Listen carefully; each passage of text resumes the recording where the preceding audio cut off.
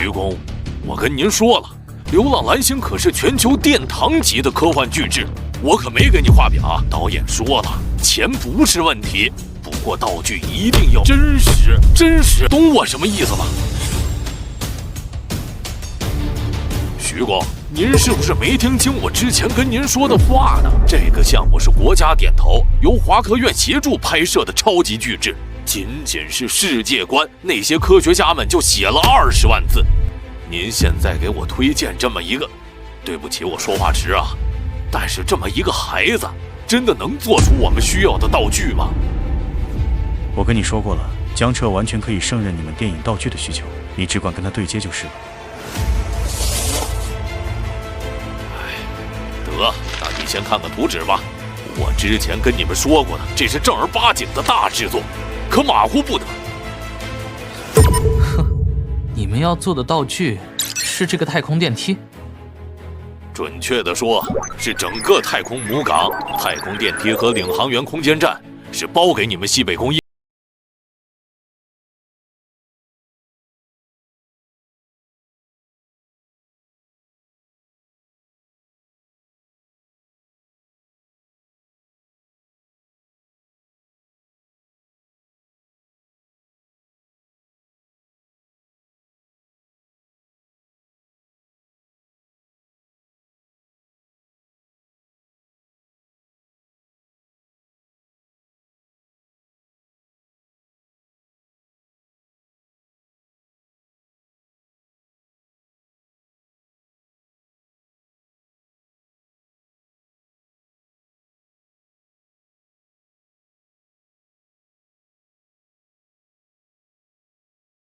定金1个月后交货。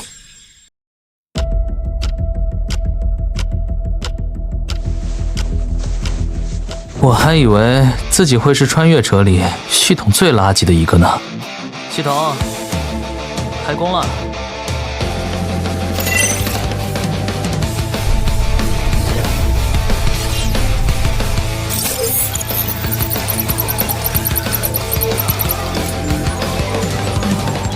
电影道具系统启动，图纸扫描完毕，请宿主选择该道具的真实度。系统的真实度调节功能，调得越高，道具就越接近实体工程标准。之前做的那些道具，用到50%真实度就足够应付剧组了。真实，我的要求就是真实，越真实越好。算了，既然他们要极致的真实，那我就给他们真实。真实度100%，真实度已选定100%。系统开始分析道具外形，启动外形分析完毕。警告该太空电梯设计存在70处缺陷，将影响启动性能，可导致空中解体风险，正在自动优化设计卡。分析建造材料，材料分析完毕。警告该道具图纸标注的碳纤维材料不足以支撑36000公里高度的拉力，优化方案生成中。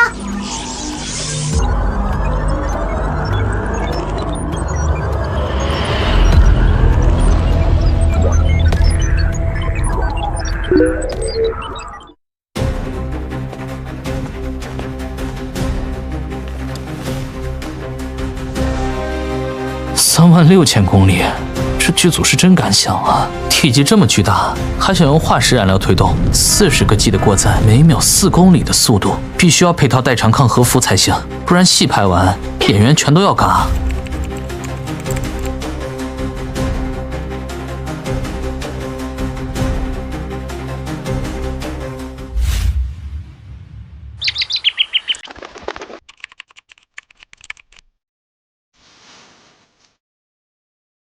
徐工啊，我们的太空电梯道具完成的怎么样了？您上次说让小江跟我对接后续，我这都等了好几天了，连他电话都没接到，心里实在没底呀。你放心，小江的工作能力我绝对信得过。他前天还跟我说，道具已经完成99%了，就差最后的细节调试。你要是实在不放心，下午可以过来看看。啊，这么快都完成99%了？那下午方便吗？我们郭导听说进度这么快，也想一起过去验收，没问题吧？既然郭导都来了，肯定欢迎。你放心，小江这孩子办事靠谱，绝对能交出一份让你们满意的答卷。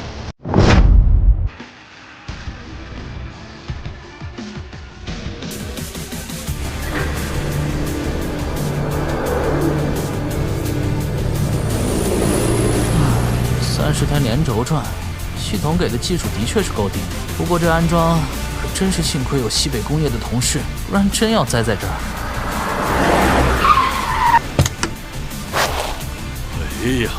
哎呀，牛啊牛啊！老远就看见这杰作了，姜老师，您可太牛了！之前天天失眠担心的交不了货，没想到真把图纸上的东西搬下来了。这质感非机试磨3个月都做不出来，这下投资房那边彻底稳了。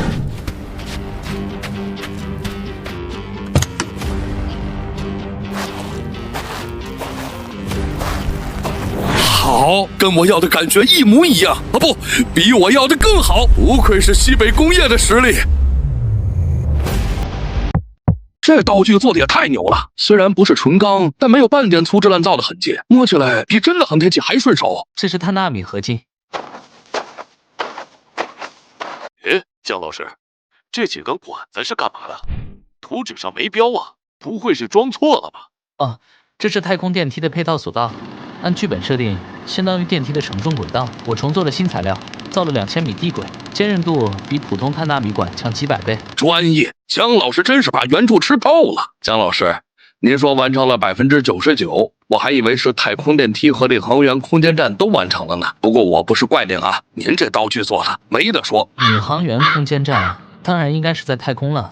姜老师，你可真幽默。对了，我们剧组后续的机甲、登陆舱道具也都想交给您，而且明天我就想先拍太空电梯的戏，麻烦您能到现场指导一下吗？没问题，那我明天一早过来。我的天，这是道具，我还以为国家已经把太空电梯造出来了。如果不是签了保密协议，我现在就发朋友圈，绝对能把热搜炸穿。郭导，这道具也太牛掰了！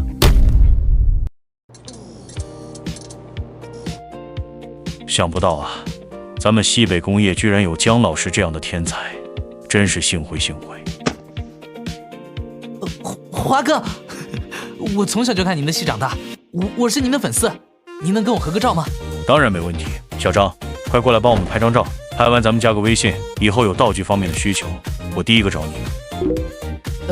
华哥，等会儿拍摄的时候，太空电梯可能会有点颠簸，不过您放心，我设计的代偿服能抵御38G 的过载，而且这次只飞到5000多米高度，安全得很。我今天不上去拍摄，就是来观摩学习的。等会儿是吴京上去拍核心戏份。颠簸，这么大的道具居然还能真的震动。姜老师，您这手艺真是巧夺天工，以后有机会咱们可得多合作。我本来还想着用剪辑和特效做颠簸效果，没想到姜老师早就考虑到了。您这心思缜密的样子，真不像20岁的年轻人。什么？姜老师才20岁，真是年轻有为。姜老师，一会儿要不要客串个角色？您这形象气质这么出众，说不定就能火成大明星。不了，我不太想出名，而且我刚才早饭吃多了，怕一上镜就吐出来，耽误大家拍摄。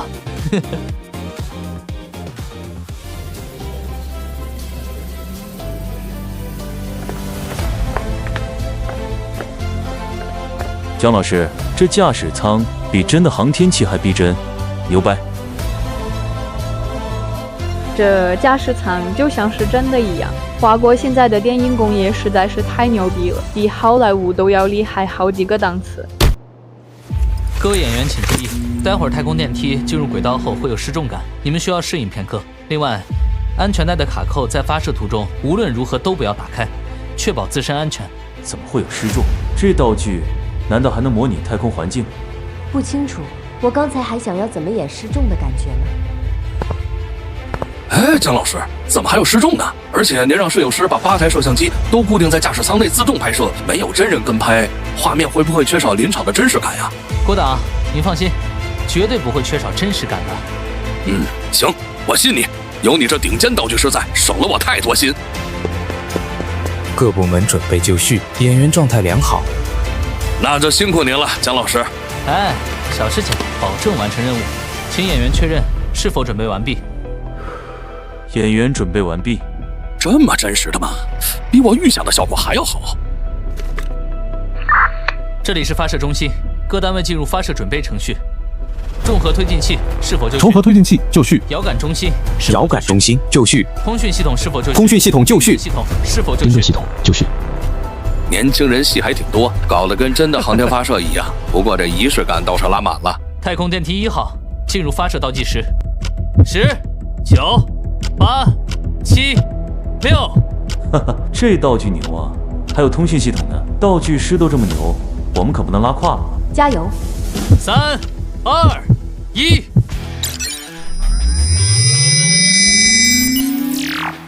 妈呀，真实！这可太真实了！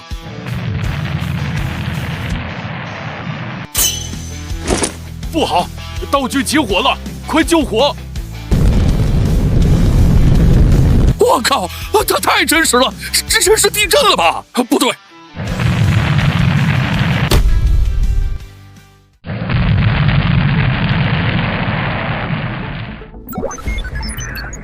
姿态正常，地轨表现优良，无变形迹象。遥感信号正常，通讯信号稳定，与驾驶舱保持实时连接。怎么没人夸我？这发射成功率100%，不得喊句牛逼吗？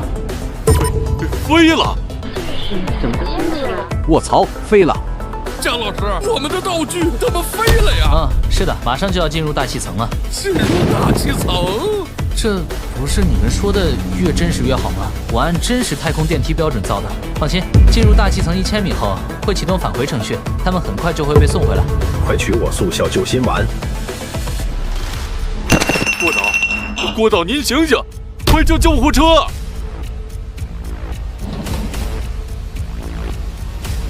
卧槽，火箭，这是哪来的火箭？看方向，好像是流浪蓝星的片场，他们拍电影居然用真的火箭。报告长官，我们的雷达刚刚探测到一个不明物体升空，速度已经超过1马赫。雷达反射截面超过70平方米，高度1300米，坐标北纬30.12度，东经120.58度。申请东风17号导弹拦截打击。注意，这不是演习，这不是演习。卧槽！1级战备，1级战备，这里是0331号导弹基地。报告，目标信号源稳定，已完成解跑，随时可以发起攻击。报告长官，不明物体已确认是一个正方体飞行器，它下面好像还有轨道。你说什么？有轨道的飞行器？从没听说过飞行器带轨道的。难不成是国家铁路局把高铁竖着修了？这也太离谱了！观察员，你再重复一遍，看清楚了吗？报告长官，没有错，确认是轨道飞行器，轨道高度暂时无法确认。我勒个大去！这是怎么竖起来的？这到底是什么东西？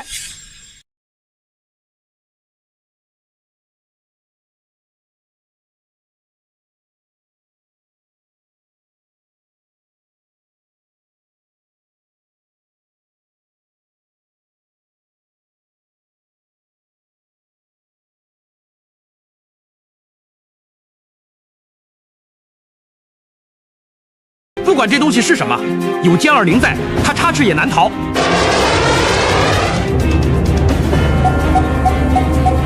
报告南方军区，雷达已截获目标，该目标悬停在海拔5000米高空，外形看起来像个铁盒子。啊，它现在在顺着钢索返航。活了大半辈子，从没见过顺着钢索飞的飞行器。简直是天方夜谭！大白天凭空冒出个窜天猴，荣国民间航天啥时候有这水平了？我们空军还在跟鹰将的战机比参数，这倒好，直接把高铁竖着造出来了。不是军方的项目，那只能是航天部门搞的鬼。好啊，航天部平时哭穷要经费，转头就拿出这种黑科技。发射场地坐标已经同步给你们，立刻飞过去，把事情问清楚，一点细节都不能漏。收到。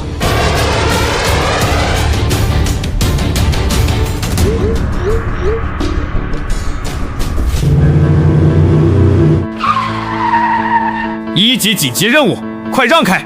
前面的把升降杆升起来。这次试车又是无功而返，推力始终上不去，达不到预定标准。我就说要多论证几次，你们就是不听。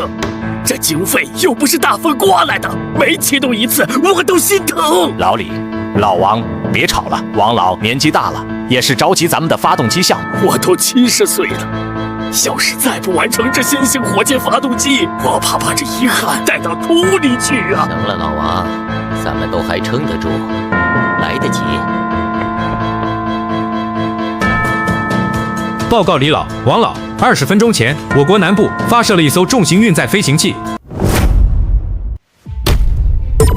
你再说一遍，中国南部发射了重型运载飞行器。报告李老，20分钟前，我国南部某区域发射了一艘重型运载飞行器，已确认是境内发射。航天部的扛把子都在这儿杵着，谁有空去南部搞发射？军队、军科院那帮人都是我们教出来的。有这进展，早不知道飘成什么样了。难不成是哪个高校的秘密项目？可重型运载飞行器的研究经费，高校怎么可能扛得住？好啊，这些空军的兵油子，每次联席会议都哭穷，说经费不够，技术瓶颈突破不了，搞了半天，连重型运载飞行器都造出来了，这哪里是弯道超车？就是把我们航天部的老家都掀了，简直岂有此理！哎，先等等，卫星图像快传过来了，看看具体是什么东西再说，别闹了误会。这是轨道式运载器，我们的理论模型还没完善，他们就造出实体了。大哥，我的电影第1天开拍，你就把主演都送到大气层了，这以后还有演员敢跟我拍戏吗？我要是下部戏准备拍《三体》，你是不是得给我整出个水滴来，把地球都给我炸了呀？郭导，是副导演跟我说越真实越好的，我只是按要求办事。你现在别跟我说真实这2个字。导演，那些演员中午还回来吃饭吗？我这边好统计人数，准备盒饭。给老子滚！我他娘的也想知道他们能不能回来吃饭。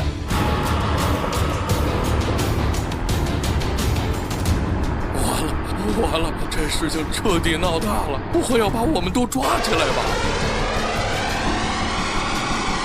同志你好，刚才那枚火箭是你造的？准确的说是太空电梯，由流浪蓝星剧组提供图纸和资金，委托我们西北工业集团负责研发制造。姜老师，你可不要含血喷人啊！我只是请你做个电影道具而已，没让你造真的太空电梯啊！同志，我们只是接受命令过来管控现场，没有为难你们的意思。从现在起，在场的所有人暂时不要离开，配合我们的工作。这件事会有专业人员来处理。专业人员？谁？就是他们了。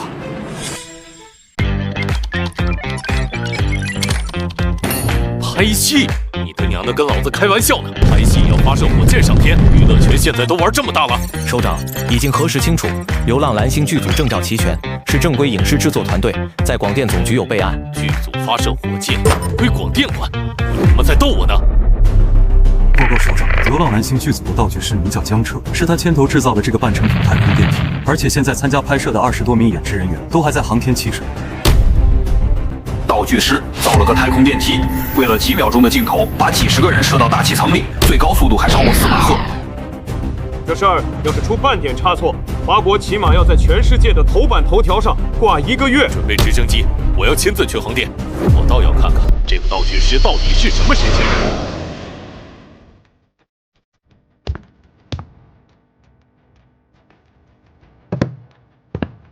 国家砸了多少资金，耗了多少心血，我们这帮老骨头熬了半辈子，都没在重型运载领域突破瓶颈。这小子倒好，随手给剧组做个道具就搞出来了，还能靠这个赚差价。在飞机上把情况都了解了，这江彻是西北工业的员工，不是军方，也不是航天系统的人。咱们这辈子的脸面，算是被一个年轻人给比下去了。别废话，到了地方先看实物。要是这太空电梯真有传言说的那么厉害，咱们就算拉下老脸，也得把技术搞明白。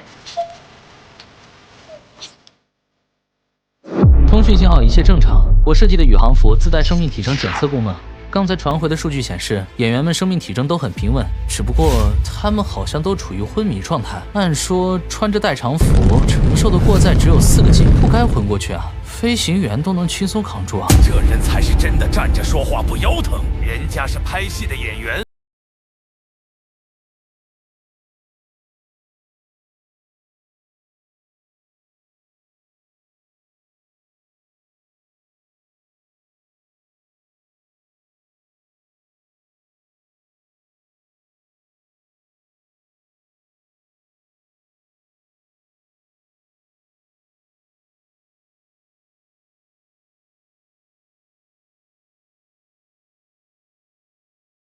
别想见第二面了。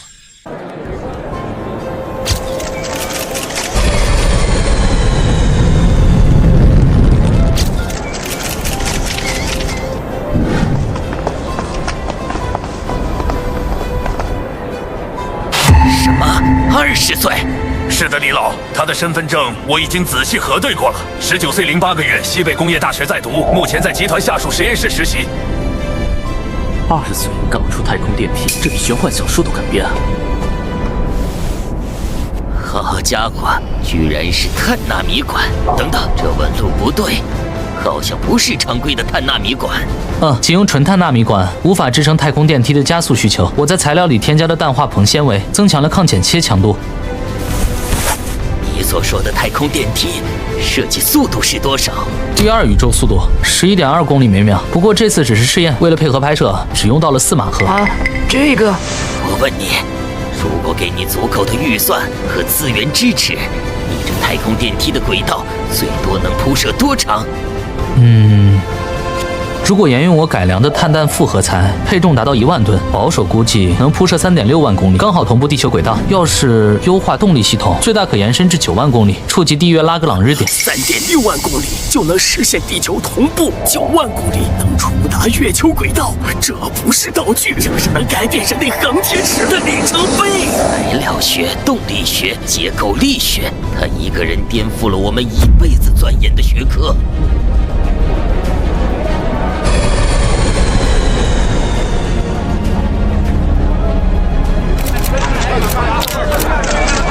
这怎么做到的？这么重的飞行器，传统化石燃料根本无法支撑长时间悬停和低速降落。它用的是什么动力系统？太空电梯，颠覆性的航天工程，能让发射成功率几何倍提升，成本几何倍下降。人类建太空基地，开发月球资源都将成为可能。更重要的是，华国能凭这个打破所有国外的技术封锁。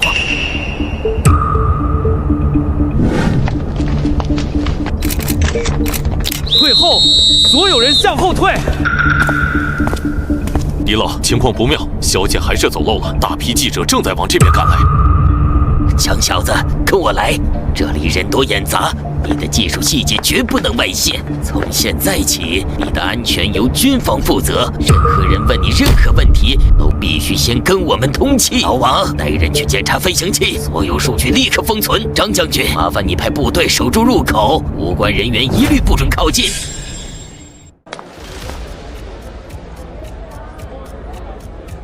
怎么这么多大佬？这地方要是挨一颗炸弹，华国科技部的倒退几10年。罗主任，你不忙着高招录取，怎么也跑过来凑热闹？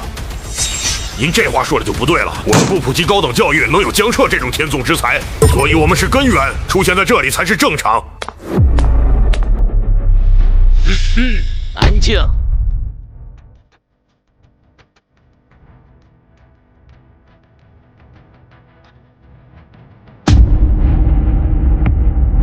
这么说来，你做的这一切都是为了这部《流浪蓝星》的电影道具需求。是的，我都是按照剧组的需求来做的，确保道具符合剧本设定。大哥，现在当着军方和科研大佬的面，你这么说，搞得我像个策划航天政变的主谋啊！我只是要个道具而已，你他喵的要害死我呀！那接下来呢？他们还让你做了什么道具？领航员空间站、量子计算机、战术无人机、电磁干扰枪，他们还提了一个月球基地的模型，不过没确定是不是交给我做。boss，是，绝对不是，姜老师，那都是计划用电脑特效做的，不需要您真的去月亮上搞个基地出来。你的意思是，直到剧组确定让你做，你才准备登月建基地？这不登月的话，月球基地的道具场景怎么搭建的真实？总不能在摄影棚里搭个假的吧？姜老师，我刚才说过了，用特效。不是你们说的要越真实越好？我不是，我没有，别瞎说。这 TM 也太能吹了！登陆月球建拍摄基地，全球航天技术最顶尖的鹰将都没这本事，一个道具师敢说这话，这小子是把在场的大佬当傻子糊弄吗？大家别看我呀，我就是个做道具的。《流浪蓝星》这剧本是一个电工写的，登月建基地这种设定可不关我的事。一个国企小职员帮剧组做道具，就搞出了太空电梯，计划着登月搭棚。这要是让他专职搞科研，还不得把天捅个窟窿？小子，你先别扯登月的事儿，我们也不是来找你麻烦的，你就老实告诉我，你造的那台太空电梯配重是怎么解决的？配重就是他们让我造的那个什么领航员空间站嘛。什么？小江啊，你继续说，我们几个老家伙心脏还顶得住。领航员空间站内配备了独立制氧系统、月面信号发射器，还有1500公斤的淡水储备，这些都是按照演员在月球场景拍摄时的日常需求准备的，足够支撑他们在舱内待上1周。蓝星上只有鹰将在上世纪登过月，之后连他们自己都没再成功过。这小子虽然话听起来玄乎，但太空电梯是真的，他的计划怎么看也不像口嗨。大家先各自给上级汇报情况。江彻说的这些事儿，已经不是我们能拍板的了。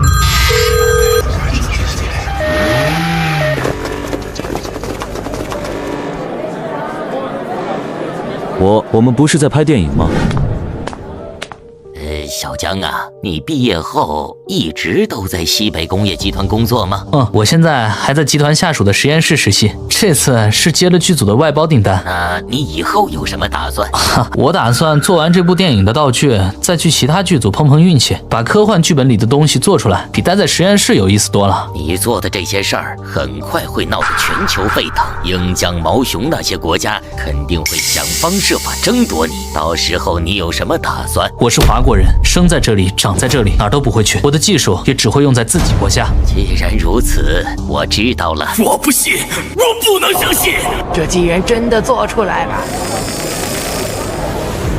材料密度0.8克每立方厘米，抗拉强度超过80几帕，这根本不是现有技术能做到的。动力系统用的是可控和聚变微型反应堆，我们的实验堆还在实验室里占地几百平，它居然做成车子大小。你告诉我，这真的是一个剧组道具师搞出来的？这让我们这些研究了一辈子航天的老将脸往哪儿搁呀？来，你告诉我，这电梯外壁用的是什么材料？了解王老的人都清楚，这位看似暴躁的老人是华国乃至世界顶尖的材料学家。当年华国2弹研发期间，他在极端艰苦的条件下攻克了核材料耐高温难题，是硕果仅存的老一辈功勋科学家。可此刻面对江彻，他彻底没了学者的沉稳。我们用最先进的光谱分析仪测了1个多小时，只检出少量铬元素，剩下的成分完全超出认知。你今天必须说清楚。材料主体是碳纳米合金，外壁涂层和轨道用的是纳米硼分，你也可以叫它飞刃。我做过峰值测试，这材料能扛住核弹冲击波。当然，这些性能参数都是剧本上要求的。硼分我知道，比碳纳米管结实10倍，可碳纳米管都要5000元1颗，硼分的价格是它的几千倍，而且全世界都只能在实验室里合成几克样品。这小子居然说用它做道具涂层，还有这纳米硼分，根本就是闻所未闻的东西，不可能！硼分与碳纳米合金的分子结构根本不兼容，这几种元素压根无法进行融合凝练。你这是在拿伪科学糊弄我们！你做不到，不代表别人做不到呀。传统熔法肯定不行，但用低温等离子体攻击就能打破分子壁垒。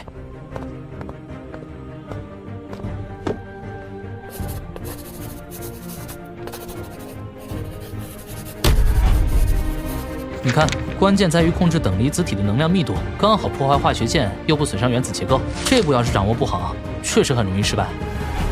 赵文道，惜死可以，就算现在让我闭眼，这辈子也值了。之前我还对他登月的豪言壮语存着一丝怀疑，现在才知道是我眼界窄了。有这种材料，航天领域的高温、高寒、高强度难题全都是小菜一碟儿。如果用足够多的纳米硼分打造一艘太空飞船，理论上完全可以承受木星的压力环境。妙，太妙了！老王啊，你看这里的凝练温度控制，还有等离子体的能量阈值，这公式上面的融合方式，貌似真的可行啊！这是全新的合金结构，无论是末世硬度还是金属屈服强度，都是世界之巅了。这太离谱了！小子，这公式看着是没毛病，但也只是理论而已。咱们蓝星当前的科技水平根本没法把这种材料做出来，你该不会是画个饼来给我吧？别的不说，就这最后一步凝练冲压的能量条件，就算是鹰奖最尖端的金属熔炼工厂都达不到，你又怎么可能有这样的高楼来实现？这要是华国的技术，那咱航天就真的无敌了。我宁愿相信是西北工业藏着超级团队，也不信是这小子一个人干的。小子，你还是承认吧，我们都查出来了，你背后的西北工业集团肯定有一个超级尖端的科技团队，还有一条顶级工业链条。哪有什么超级团队？最后这个步骤其实很简单，只需要造一台高能离子冲比熔炼机就行了。我为了赶工期，就改了一台旧设备。高能离子冲比熔炼机，那是全世界大国军科院都在苦苦钻研的顶尖设备。华国投入了几十年，都还在实验室阶段，他居然说顺手改了一台。你说西北工业有这设备？这可是制造高强度合金的核心机器，谁的冲比熔炼机能性强，谁的合金技术就领先世界。你们真的搞错了，我们西北工业就是个卖挖掘机、造机床的国企，真没搞什么航天项目，这肯定是误会。你是西北工业的负责人，那我问你，你们是不是有高能离子冲比熔炼机？高能熔炼机那是啥东西？我们厂里只有挖掘机和发动机啊。小江，这到底是怎么回事？基地被军队围了，还说我们搞非法航天实验，你快跟我说说。老大，我就是按剧组要求做了个太空电梯的道具而已，没想到会闹这么大呀！你之前也给剧组做过道具，没出这种事啊，这次怎么还惊动军队了？唉，都怪这个剧组，非要追求越真实越好，我没办法才把道具做的标准高了点。算了。那刚才那老教授说的什么高能离子是怎么回事？跟你有关系吗？那个呀，我这不是赶工期嘛，嫌厂里的设备不够用，就自己造了一台。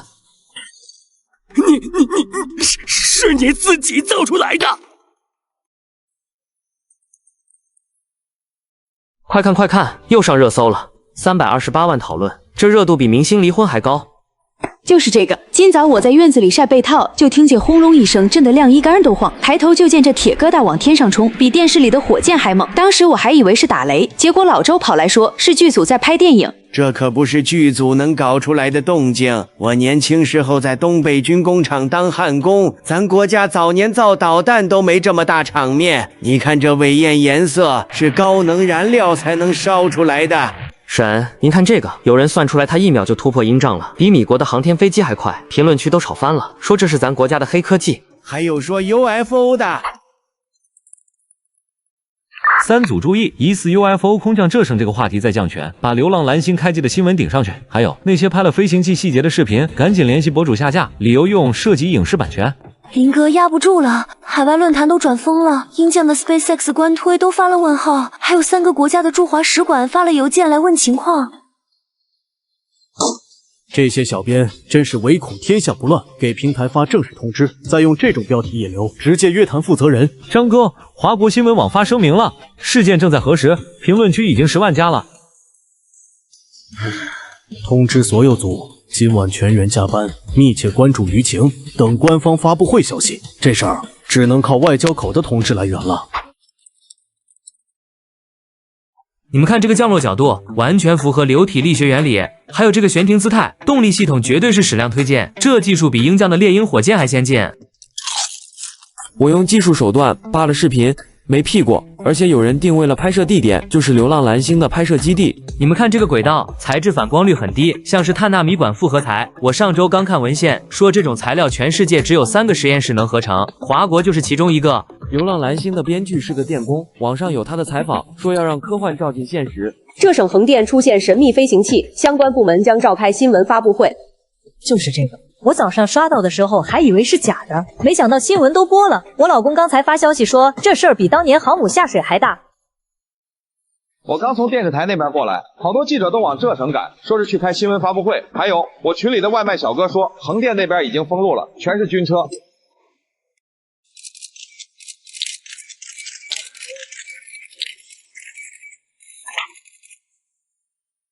赵大使、鹰将、毛熊、约翰牛的驻华记者都到齐了。BBC、CNN 正在申请全球直播，线上实时观众已经突破500万，还有30几个国家的外交部发来问询函。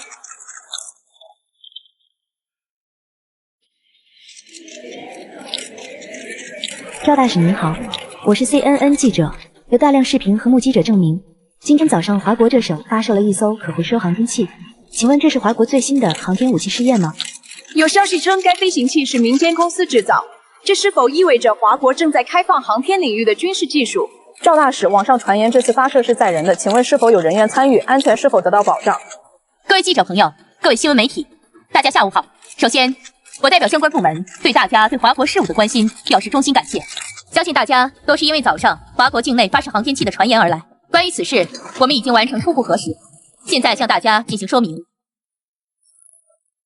本次引发关注的事件，核心是由中州影视与郭导影视工作室联合出品的科幻电影《流浪蓝星》的实拍环节。该电影经过4年筹备，于今日正式开机。至于坊间传闻的火箭发射或者太空航天器发射的事，据华国官方了解，并不属实。由于本次《流浪蓝星》的拍摄使用的是实地拍摄的方式，所以将航天器送入大气层，也只是计划的一部分。所以，关于早间的航天器发射一事，流浪蓝星剧组是提前向我国空管、民航以及航天部门申请报备的。我们很高兴看到华国的民间科技技术飞速的发展，我们也衷心的希望流浪蓝星剧组能够继续发扬这种精神，排除万难，进行科学的探索。谢谢。接下来是记者提问时间。我的天啊，我刚才都在说些什么呀？这些话我自己都不想问。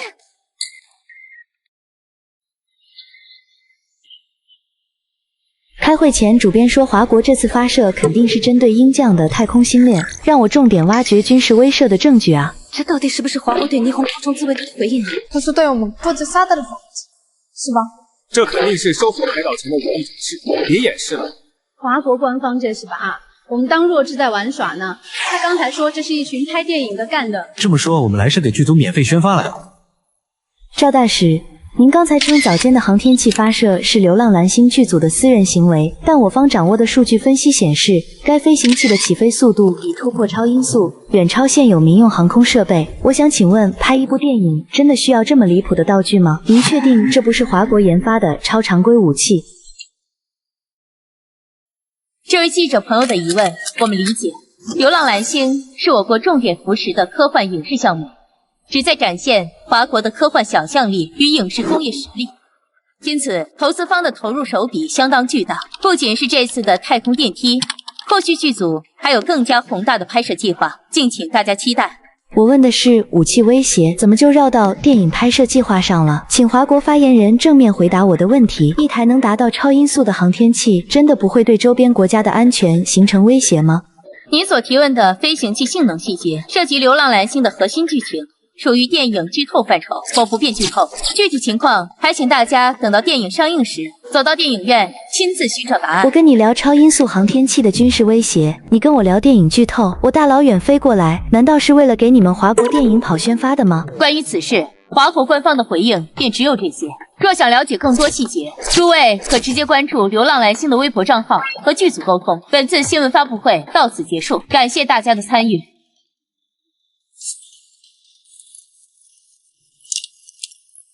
老板，你这手艺也太烂了。这些摊主站姿笔挺，虎口处有常年握枪的茧子，明显是便衣武警伪装的。流浪蓝星真的是大投资啊！拍电影居然搞这么高规格的安保。蠢货，你脑袋被驴踢了！如果这样的保密级别只是为了拍电影，我现在就把脑袋摘下来给你当球踢。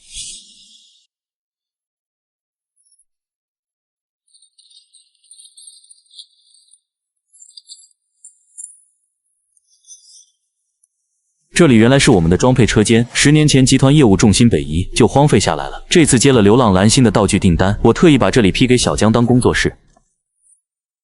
这地方能造太空电梯，别说航天器了，就算是生产螺丝钉，我都要担心钢材质量过不过关。这小子该不会拿我们当猴耍吧？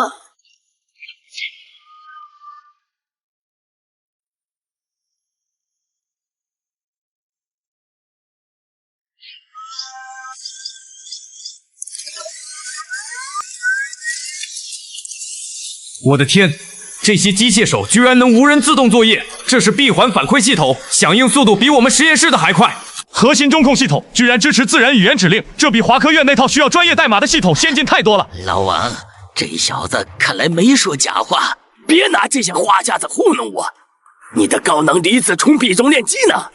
没有那东西，纳米膨分根本造不出来。在那。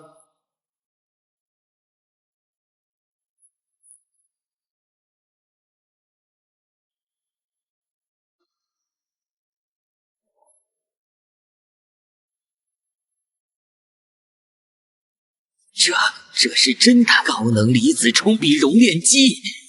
你说这机器能做纳米膨分，我不信。除非你现在就操作给我看，当着我的面把纳米膨分奏出来。这个倒是简单，上次做太空电梯剩下些边角料，刚好能用上。启动成功。核动力，准确来说是重核聚变，比传统核效能功率高30倍，还没辐射残留。凉的，完全没有高温灼热。重核聚变这玩意儿是全球顶尖实验室砸几百亿都攻不破的难关，你居然用来给熔炼机供电？如果没有重核聚变提供的稳定高能，怎么可能批量生产纳米膨分？你要是早解说，你连重核聚变都搞定了，我还问个屁的膨分材料啊！小子，你老实说，除了太空电梯和这熔炼机，你还研究了什么玩意儿？没什么了。那你就没顺便造2套机甲？那些东西剧本里没写呀，我的系统只能按剧本做道具的，又不是瞎搞。系统剧本？我这辈子都不会再坐飞机了。当时我低头看见云彩在脚底下飘，腿直接软成面条。你那算啥？我睁眼看见歼20在旁边飞，还以为要被外星人抓走了，当场就哭了。郭导，你到底从哪儿请来的大神？那钢索居然能吊着重型机甲飞那么高？幸好钢索只拉了5000多米，要是再高一点，我估计直接上月球。郭导，咱们的电影是不是拍不成了？现在基地被军方围得水泄不通，里外隔绝，咱们连出去都难，还谈什么拍电影呢？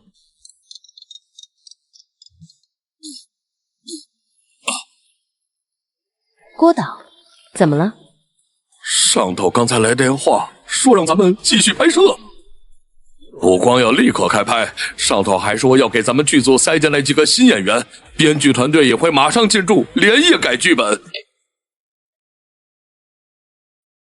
各位，经过上级批准，电影《流浪蓝星》继续拍摄，各部门必须通力合作，任务紧要程度最高优先级，保密等级最高级。拍个电影搞成最高级军事任务，国家这是闹哪？我们电力系统正忙着升级电网，抽人去拍戏，这不是胡闹吗？就是航空部的研发任务都排到后年了，全员进组，那飞机发动机的项目怎么办？任务自宣布之时生效，任务代号大电影，即日起空军部队抽调1个特种训练连加入《流浪蓝星》剧组参与拍摄。报告，讲。我需要确定一下我们的任务内容是否为在剧组当群演。没错，是，坚决完成任务。信息工程部抽调至少10名最优秀的工程师进华科院，30名一线研究员；机械工程部50名工程师。我的天，这是要举全国之力拍电影。郭导啊，郭导，你好牛逼啊！你背后站的到底是谁啊？小郭啊，刚才老李已经给我来过电话了。小江的能力只有在剧组才能发挥出来，我们把他搞到国家实验室也是没有作用的。所以啊，这部电影要改，核心得围绕你们的道具师江彻来拍。要求的，从业20年，从来没听说过剧组要围绕道具师来开工的呀。郭导，刚才外面传得沸沸扬扬，说咱们10天后开机，是真的吗？是真的，不过开机时间得看咱们道具师的档期。道具师的档期？郭导，您没开玩笑吧？现在是国家催着咱们开机，大家居然要等一个道具师？还有啊，要塞新演员进来就算了，还有我大改剧本，这不是妥妥的戏霸行为吗？咱们之前的剧情都白写了。戏霸，要是让你知道打电话的是谁，你说话声音就不会这么大了。相信大家也都知道，我们剧组的道具师江彻老师搞出了个不得了的东西，你们之中也有人试过了。国家的意思是，明面上咱们要大张旗鼓的派，暗地里华科院的专家会借着指导道具的名义跟着江彻学技术。所以咱们是在给国家的科研打掩护。对，首长说了，咱们这不是拍戏，是在执行任务。郭导，你说怎么拍，我们都听你的。为了国家，别说当陪衬，就算演个螺丝钉都行。对，我们听你的。江老师，打扰您啦。道具师档期没问题，咱们今晚通宵改剧本。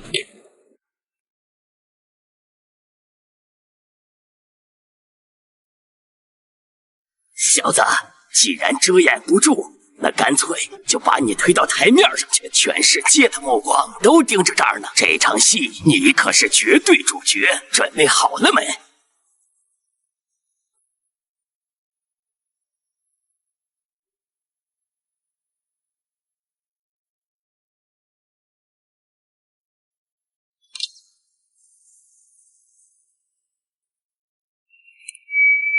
这里是流浪蓝星剧组地面指挥中心，我是本次道具发射环节的指挥官江彻。10分钟后将发射剧组道具太空母港核心星辰号，目标蓝星近地轨道。各部门报告情况。遥感观察组全体就位，设备运行正常。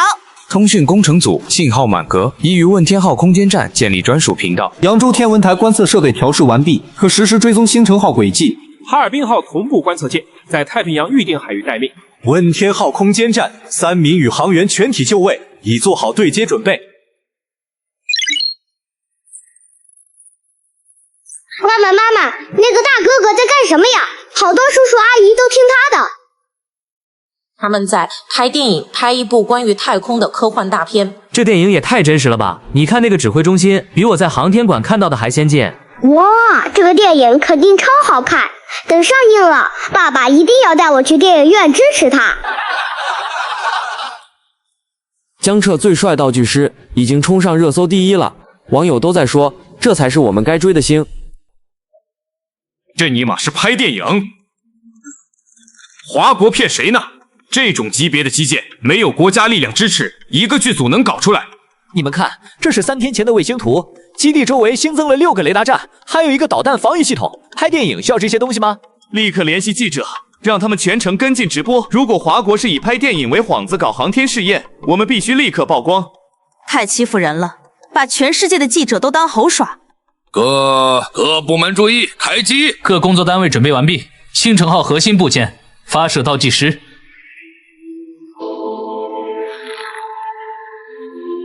这一次若是真的发射成功，人类向太空输送物资的成本将从数万美元1公斤骤降至100元人民币以内。3、2、1，点火！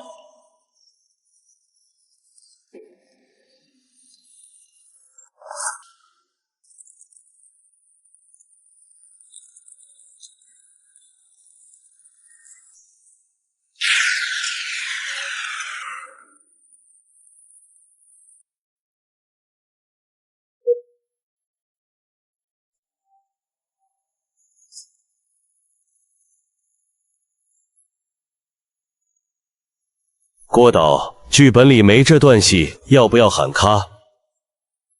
去，你敢上去喊？你去。诸位，星辰号1号部件已成功进入亚轨道， 6小时后，我将通过这台总控台进行手动同步控制。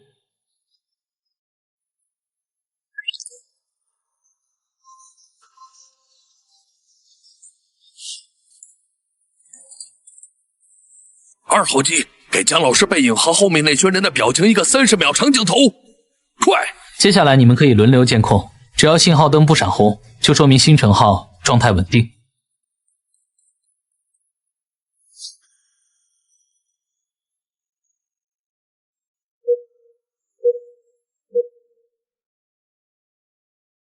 信号组，现在与星辰号的同步延迟是多少？手动控制的关键就在延迟控制。报告李导，当前延迟172毫秒，我们已经启动3颗同步卫星作为备用信号源，正在增加信号功率，目标将延迟降至100毫秒以内。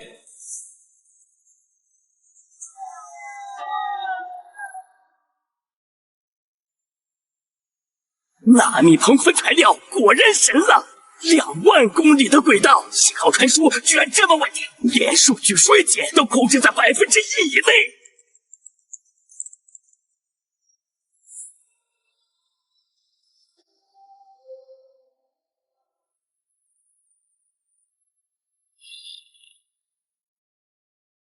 各单位注意，解除星辰号自动航行模式，开启手动控制同步。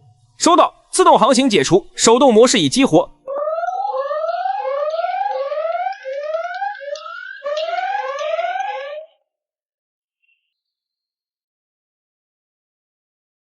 这要是失控坠落，不仅是数千亿的损失，还会暴露华国的航天实力。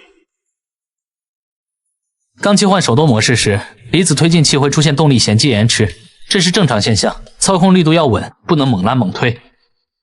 星辰用的是4组重核裂变离子推进器，不用考虑气动阻力，只需要根据轨道偏差，用推进器功率补偿飞行角度，补偿范围控制在5到10度之间最合适。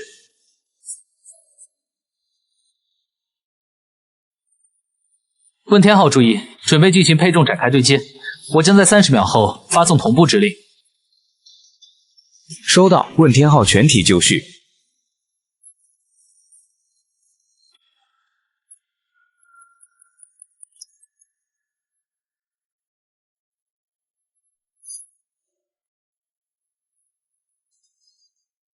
东京天文台锁定东经120.8度，北纬30.1度空域，星辰号的信号波段出现。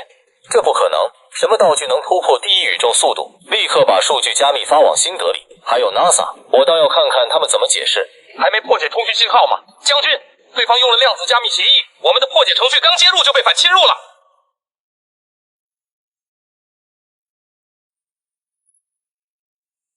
放弃对伊朗核设施的观测任务，全力追踪星辰号。我要它表面每一颗螺丝钉的清晰影像。报告将军，信号强度不足，但能确认目标正在向问天号靠拢，相对速度稳定在每秒7.8公里，姿态偏差小于0.1度。都准备好了吗？只要华国的航天员出现在星辰号驾驶舱，立刻将这篇问责稿全网推送，同时连线我们的驻联合国记者，发起对华国问责提案。已经联系了30多个国家的媒体盟友，只要我们带头，他们会立刻跟进谴责。华国这次骗不了人，问天号是国家级空间站，怎么可能借给一个剧组拍戏？这绝对是国家行为。还说是道具，现在看你们怎么狡辩！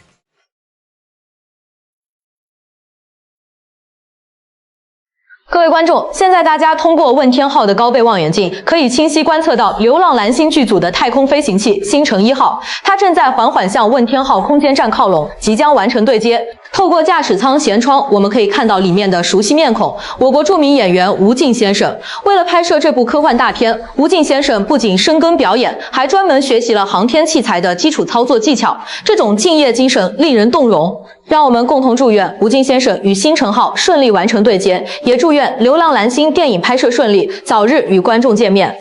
王德发，这不可能！吴敬怎么会在驾驶舱里？是他真的是个演员，不是航天员。华国到底在搞什么？难道这真的是电影拍摄？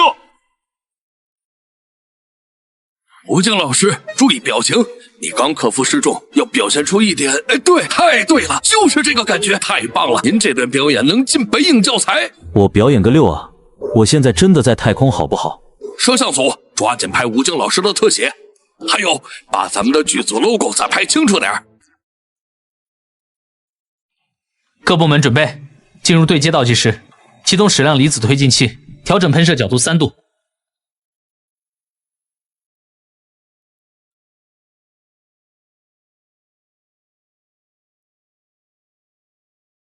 报告指挥官，星辰号与问天号相对距离500米，垂直姿态正常，偏差小于0.1度。继续观察，保持信号稳定。400米、300米、200米。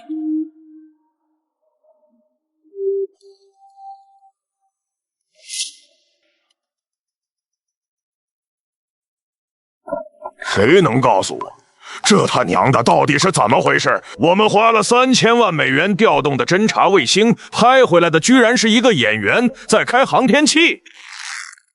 我们核实了吴京的所有行踪，3个月前他确实进入了华国航天训练中心，航天部官网还有他的太空影视体验备案，甚至有他穿训练服的照片。知道华国国力变强了，但没想到强到这种地步，连演员都能操控太空飞行器，那他们的军人科学家到底得多牛逼？更可怕的是，星辰号的外壳材料，我们的实验室分析了整整1夜，连成分都没搞懂，它的抗辐射能力至少是钛合金的20倍。我们原本想抓华国国家行为的证据，逼他们公开技术，结果他们直接开启直播了。他妈的一个电影剧组，真的在搞太空电梯，这理由荒唐到连国会都不会信。能在太空拍戏是我的荣幸，感谢流浪蓝星剧组给我这个机会。对接成功了。成了。成了。国外对航天技术的封锁从这一刻起彻底失效，华国的降维打击即将开始。我知足了，就算明天死了我也知足了。这辈子能看到太空电梯，值了。要是你自己死去了，我还等着看小江搞月球基地呢。虽然不知道这小子怎么搞定重核聚变和纳米硼分的，但有他在，我们真的能把目光投向星辰大海了。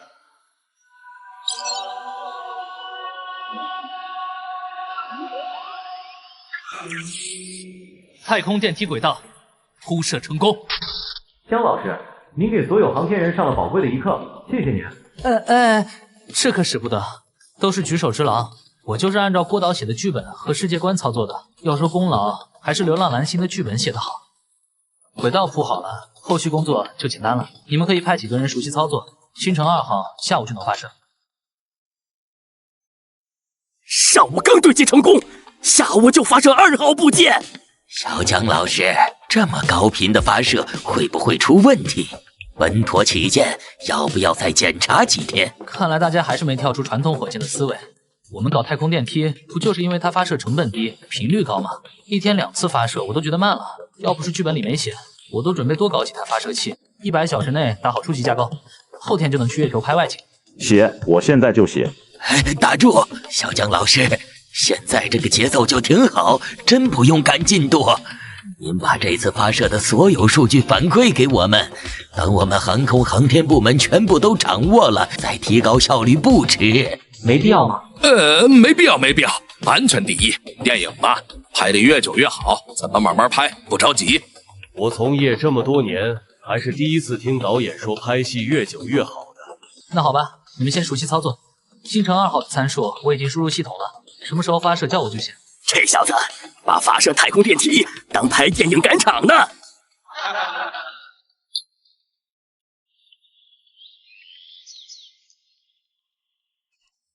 姜老师从1号门出来了，所有人向我靠拢，保持警戒距离。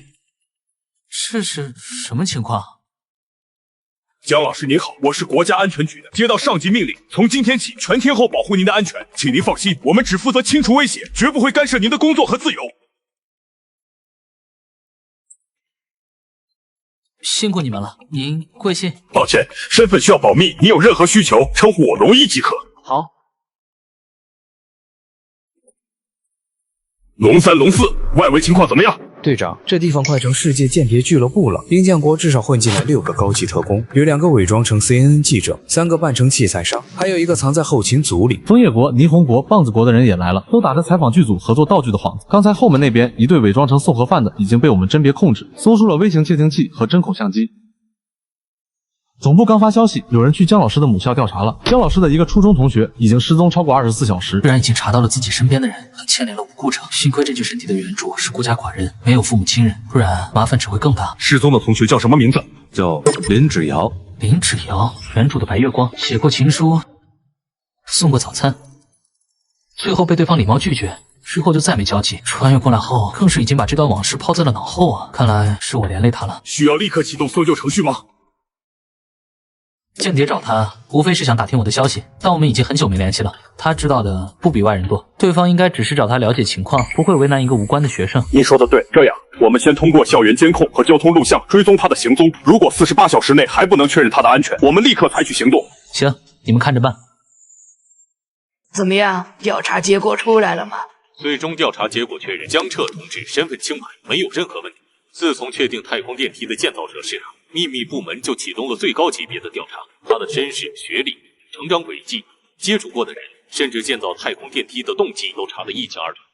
江彻是孤儿，在福利院长大，成绩中等，直到半年前突然开窍，开始研究航天材料。我们排查了所有可能资助他的势力，没有发现任何国外资金往来。他的研究设备都是用自己做兼职攒的钱买的，连实验室都是公司的废弃车间。大电影计划启动后，我们已经对他的信息进行了全面加密和伪装。现在国外势力再想查他，只会查到一个普通剧组道具师的假身份，真正的核心信息已经被彻底抹去。太好了，这么一个百年难遇的天才，可不能因为身份问题耽误了合作。既然正审过了，那我们海军的合作计划是不是可以启动了？我们航母的相关技术还卡着瓶颈，姜老师的重核聚变技术说不定能帮上大忙。不行，姜老师的纳米硼分材料对战斗至关重要，应该先优先供应我们陆军。都他妈别讲！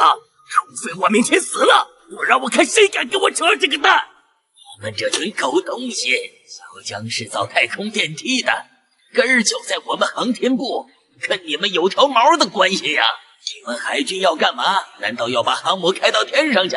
李老，您话可不能这么说啊！那太空电梯的建造，明眼人一看就知道，起码涉及到上百个学科，光是发动机和新材料这一块，放到哪个部门不是宝贝疙瘩？李老，我们也是为了提升国防实力啊，总不能一直看鹰将的脸色过日子，您说是不是？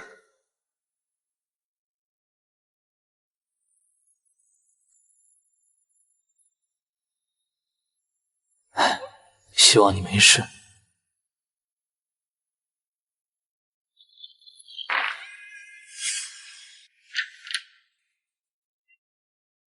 李老，各位前辈，你们这是聚在一起开小会呢？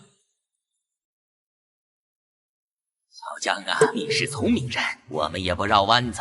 你看看在场的人，应该能猜到我们找你干嘛。对不起，我真的不能接受诸位的招揽。什么？我跟他们解释不同。小子，你自己说说理由吧。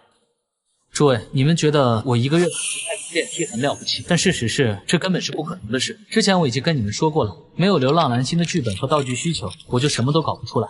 就像现在，让我再研发一种新材料，我根本无从下手。姜老师，那你这是在消遣我们？我其实是因为我有我知道了。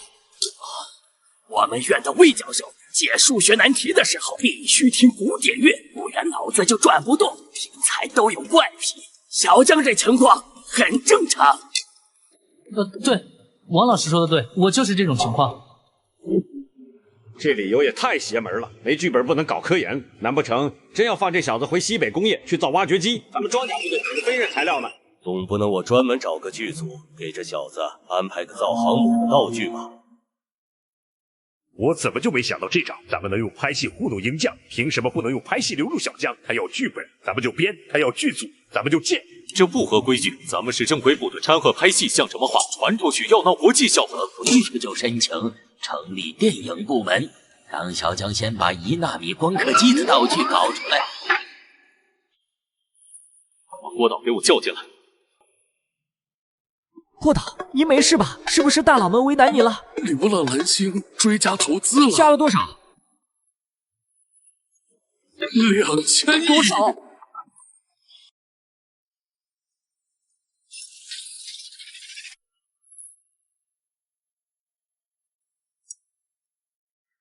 问天号，这里是地面指挥中心，确认对接无误，请在星辰2号展开后解除连接。问天号收到，已做好解除连接准备。公关组通知各大平台，10分钟后关闭直播权限，同步发布登月拍摄预告。公关组收到，正在执行。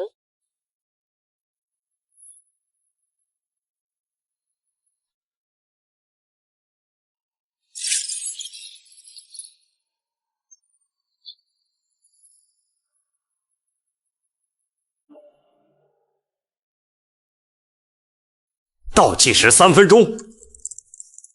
感谢全球观众的支持，《流浪蓝星》的太空故事才刚刚开始，我们10天后月球见。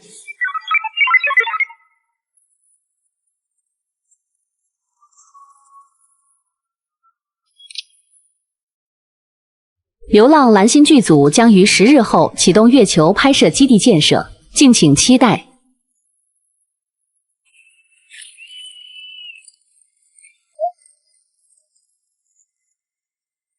别的剧组用绿幕，咱们剧组上太空，这就是华国牌面。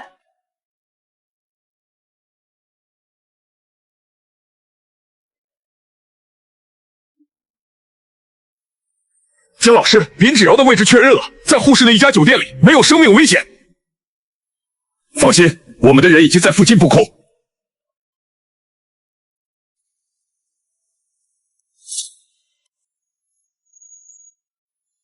鹰将每年给在座各位拨款超过10亿美元，你们是人类之光，是灯塔的底座。可现在，天才们，谁能告诉我，华国这该死的太空电梯到底是怎么回事？还有那群演员跑去月球要干什么？总负责人先生，据我专业分析，华国目前不具备载人登月的常识。闭嘴！几天前你还告诉我，华国不可能造出太空电梯，可现在呢？那个叫吴敬的华国演员的脸，都快成全鹰将国民的噩梦了。这不合常理。1年前，他们连基础理论都还没有确定。非公正等着我的事件分析报告。你告诉我，我该怎么写，才能让鹰将显得再次伟大，而不是像个被华国远远甩在身后的笑话？我们必须重返月球。你说什么？华国以拍戏为借口布局太空，我们不能被动应对。重启载人登月计划，既能展现鹰将的航天实力，又能抢占月球资源，这是挽回颜面的唯一办法。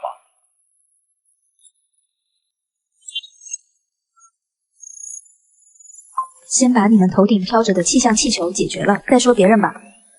50块一张太空电梯门票，我先预定，有没有一起的？笑死人了！华国在自己空域搞建设，轮得到鹰将指手画脚。楼上的细狗别装了，70多万点赞，你请得起吗？我赞助2张，给网军留个座，让他们亲眼看看。鹰将只是输不起而已，华国的技术突破有目共睹，比起担心太空电梯，不如关心一下鹰将的航天飞机多久。各位媒体朋友，上午好！今天我代表鹰将国航天部门向全世界宣布一则重磅消息：时隔50年，鹰将国将正式启载人登月计划。月球是人类的月球，我们不能任由华国人独自染指。今天我正式宣布，鹰将国重启载人登月计划，代号新西亚。新西亚，古希腊神话中的狩猎女神，象征着开拓与掌控。这项计划将在3年内把鹰将宇航员再次送上月球，10年内建成人类首个月球基地。汉斯先生，建立月球基地的技术储备是否已经成熟？这个计划的预算是多少？是否针对华国的太空电梯计划？我们继承并升级了阿波罗计划的核心技术，同时融合了近50年的航天突破，技术层面完全可控。预算方面，国会已初步批准500亿美元专项拨款，后续将根据进度追加。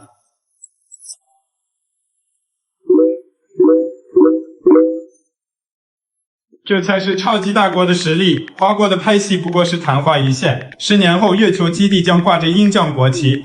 吹得再响，先把导弹打气球，3发2中的糗事忘了再说吧。50年前能登月，不代表现在还能行，别到时候被我们的剧组抢先在月球拍摄清戏。鹰将和华国的太空竞赛已经开始，我们不能被甩在后面。欧盟的月球探测计划必须提速，期望能与鹰将合作，共同参与月球基地建设，这才是我们的出路。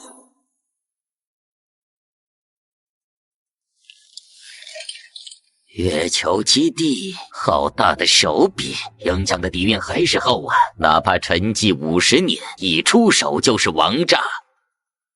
上级刚下达命令，让我们在3天内完成对这个计划的全面评估。很明显，鹰将是冲着我们的太空电梯来的，太空资源的争夺已经摆到台面上了。他们不是冲着太空电梯来的，是冲着氦三。流浪蓝星的剧本里写过，月球土壤中富含氦三，这是重核聚变最理想的原料。1吨氦三价值30亿美元，能满足全球3年的能源需求，创造2000亿以上的收益。鹰将搞月球基地，本质是为了抢占资源。新西亚计划是10年建成基地，我们要是跟不上，等他们把氦三开采权垄断了，以后在能源上就要被掐脖子了。留给我们的时间不多了呀，小江，你是我们唯一的希望。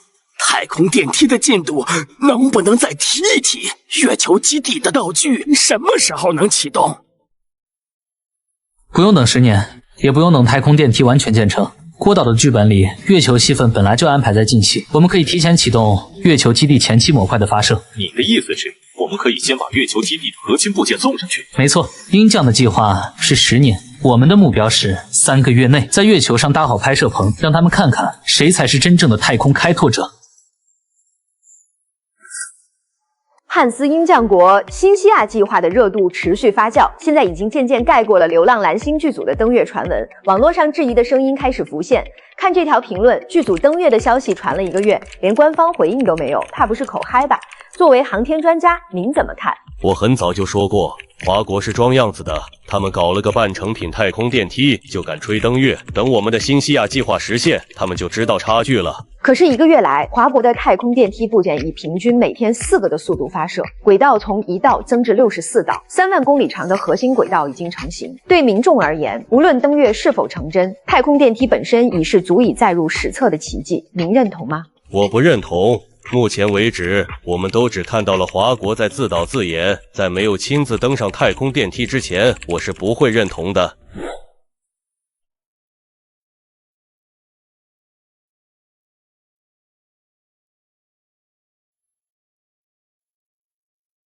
倒计时10分钟，各单位准备。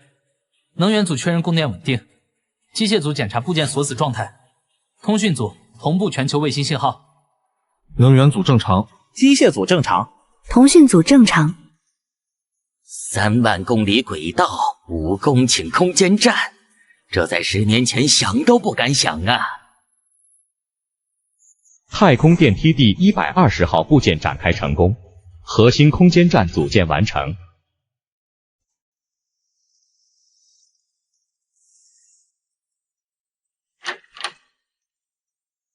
先生，情报机构传来消息，华国的月球探测器今日将从太空电梯发射，您要观看他们的直播吗？不必了，我们比谁都清楚，我们已经输了。各位市民朋友，因特殊任务需要，发射中心周边区域临时戒严，请大家配合撤离，感谢理解。这绝对是全人类最高的建筑。吴京老师，我是江彻，请问能清晰听到我的讲话吗？听得清，江老师，声音特别清楚。吴京老师，很荣幸的通知您，经过58小时的航行，您的航天器已正式进入距离月球200公里的环月轨道。如果您准备就绪，我们可以开机拍摄下一个镜头了。江老师，我准备好了，全程听您指令。这里是地面指挥中心，吴京同志，允许投放月兔着陆舱。重复，允许投放月兔着陆舱。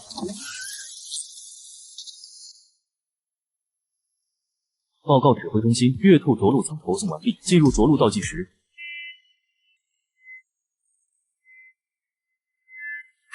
上帝，华国真的登月了！这么大的着陆舱，绝对是载人登陆。立刻发布直播，不能让华国独占风头。我们正在见证历史，华国正在改写人类航天的格局。高度5万米，离子引擎功率稳定。3万米，着陆缓冲系统立即开启。5000米，2号着陆缓冲系统同步开启，反推引擎压力正常。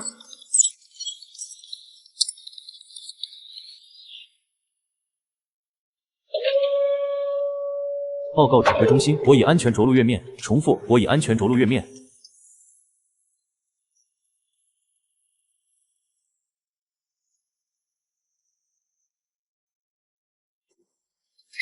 了，我们真的成了，华国终于有人踏上月球了。我吴京代表流浪蓝星剧组，在月球向全人类问好，华国航天万岁！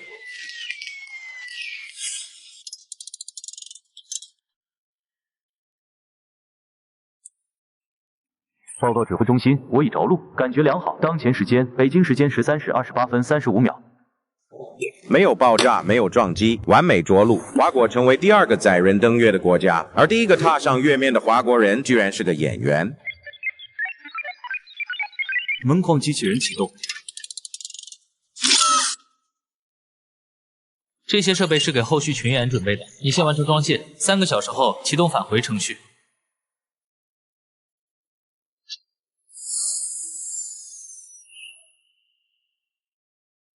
欢迎回家，吴京同志。姜老师，麻烦您过来一下。郭导，你怎么在这里？姜老师，好歹我也是《流浪蓝星》的导演，导演还不能待在指挥室吗？我不是这个意思，这1个多月来，全是军方和航天部的大佬，我还以为你出去避风头了呢。这巴掌大的基地，到处都是卫兵，我能躲哪儿去？姜老师，您这是要去哪儿？啊，我的活干完了，准备闪人了。后续的搭建工作，赵主任他们比我更专业。姜老师，您可能走不了了。不是吧？太空电梯建好了，月球首拍也完成了，后续的事情都有人接手了呀。不是后续工作的问题，是咱们的剧本改了，所以还得麻烦您再做批道具。剧本改了？我们这次要的道具要有2座核反应堆。输配电系统要高于2万伏，供电能力不能少于30千瓦，还要配备可转式囊切推进器、相控阵雷达以及垂直导弹发射系统。你跟我在这斗呢？这哪是道具，这是真的要造一艘核动力航母啊！您做不了吗？我做得来，问题是你给得起钱吗？这种级别的道具可不是太空电梯的零头能搞定的。钱不是问题，上面刚批了新的专项经费，要多少有多少，关键是要真实，越他娘的真实越好。最好能直接开去南海溜一圈的那种。舰载战斗机30架，发动机推进不能小于25吨，必须是矢量推进，能垂直起降。配套的带伤服能扛住5G 以上过载，500毫米口径 EMP 电磁主炮，还要搭配可约束磁性护盾，护盾强度至少能抵御10次导弹饱和攻击。还有舰载预警机，探测半径覆盖3000公里，能同时追踪200个空中目标，抗干扰能力达到军标最高级。郭导，你跟我说实话，这到底是电影道具要求，还是海军新一代航母的招标书？姜老师，您这话说的当然是道具要求。就是吧，上面希望逼真，毕竟观众现在口碑刁，太假了容易出戏。行，我知道了，这些道具不是不能造，但需要专门的生产基地和配套设备，横店这儿肯定不够用。没问题，上面早就安排好了。江南造船厂那边腾出了专门的船坞，设备和人员都已到位，就等您的设计图了。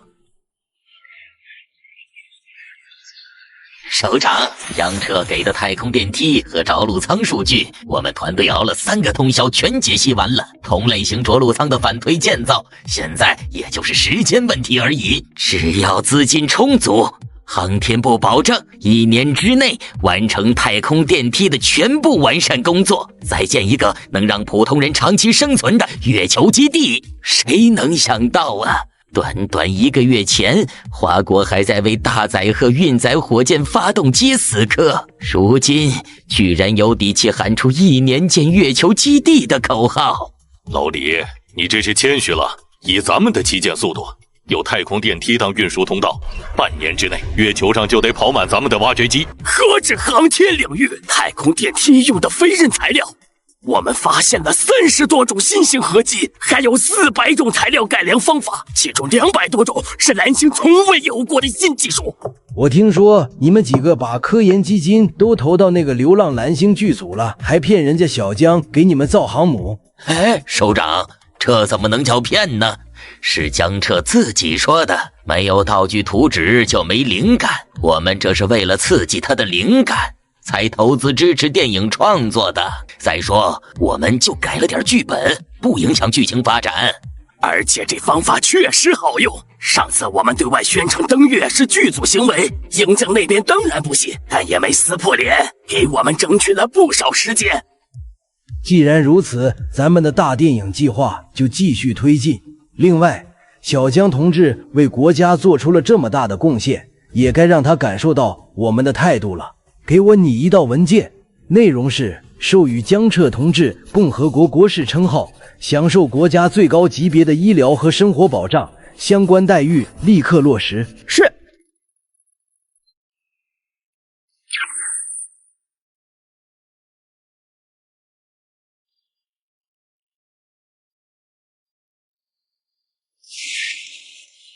这到底是搞什么？比军事基地还严。听说里面在造《流浪蓝星》的新道具郭导的戏，排场就是不一样。江老师，有问题吗？要是参数不合适，我们还能再调整。宿主江彻，当前任务核动力航母道具研发，检测到宿主被套路，是否需要介入？系统，他们用拍戏当幌子，让我搞科研，这算不算违规啊？只要最终成果符合道具名义，不影响任务判定。好，这个活儿我接了。图纸呢？江老师，您可算答应了，图纸都在外面，整整2卡车。哎呀，这次的剧本修改牵扯到了6个超级部门，10多个省市，调动资金超1000亿。别说我了，全蓝星的导演加起来都没拍过这么大投资的电影。为了配合这次拍戏，演艺圈数百位一线明星主动请缨，零片酬出演，无数企业开出上亿价码求品牌植入，几乎所有行业都被调动起来了。这些都是带有编号和识别码的高级机密图纸，足足22000多张，汇集了全国上百个部门、数百所科研机构的顶尖智慧，每张都足以让一个大学教授头疼一整天呢。道具图纸已检测，请宿主选择道具真实度。等等，李老他们提供的图纸提示华国科研人员能想到的最理想参数，是碾压鹰将核动力航母的畅想蓝图，而系统居然能在此基础上提升20%性能，这相当于节省了华国10到20年的研究周期。既然都开挂了，藏着掖着干什么？120%。老李，航母的动力系统有进展吗？要是有技术瓶颈，我们可以……老吴，你怎么还没来横店？再不来，我就自己联系西庄港口了。到时候赶不上航母下水，可别怨我。西庄下水，这才1个月，光是组装航母就需要10亿个部件，他怎么可能？首长，要不要我联系一下横店那边确认情况？确认个蛋！贝基，立刻去横店，我倒要看看江彻这小子是不是搞了个航模来糊弄我。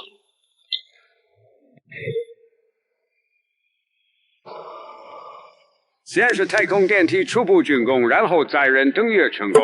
现在又有数十名宇航员通过太空电梯进入太空空间站。华国航天局刚刚筛出了那些人的票根，一张票100元华币。他们说，既然卖票就是商业行为。欧洲、霓虹和棒子国已经联系华国，想购买太空票，结果被华国以运力紧张、暂不对外营业给拒绝了。双标，赤裸裸的双标。他们的宇航员能上去，我们的科研人员就不能。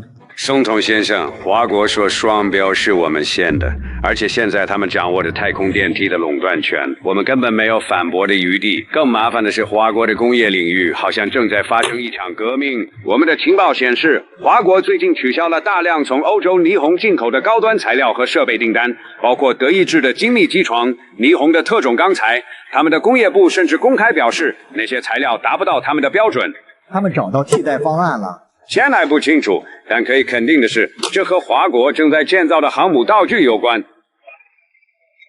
告诉霓虹，这种材料根本达不到我们国家的最低标准，让他们重做。如果不做，合约作废。从今天起，咱们再也不需要去他们那边采购了。暂停，停止购买德意志的材料。谈判工作组都给我回来！什么？还涨价？降价老子都不买了！回来！江彻提供的航母配套技术解决了我们多少难题呀！重型燃气轮机的热端制造，基础电子元件的光刻，超硬合金材料的提炼，这些技术加起来，帮我们节省了数百亿美元的进口费用，更打破了西方的技术壁垒。半个月前，全华国的电池厂商老板集体赶赴首都，在工业部开了一场长达8小时的闭门会议，没人知道会议内容。但1周后，所有国产新能源汽车厂商集体发布公告，因电池技术实现突破性进展，所有国产新能源汽车产线暂停老旧工艺，全面切换新生产技术。新型国产电池充放电次数超4000次，续航里程从1000公里提升至2万公里，从零快充至满电仅需4分钟。这公告也太他妈霸气了！华国的电池技术突破将彻底改变全球新能源汽车市场的格局。目前鹰将最先进的新能源电池续航里程仅为800公里，快充时间需要40分钟，与华国的技术差距至少在5年以上。不可能，华国怎么可能在电池技术上超越我们？一定是假新闻。我们的车企还在研发1000公里续航的电池，华国已经做到2万公里了，这差距太大了。以前国外卡我们脖子，现在轮到我们领先了。坐等国产新能源汽车横扫全球，我们的电池厂商怎么办？华国的技术一致，我们的电产品根本没有竞争力了。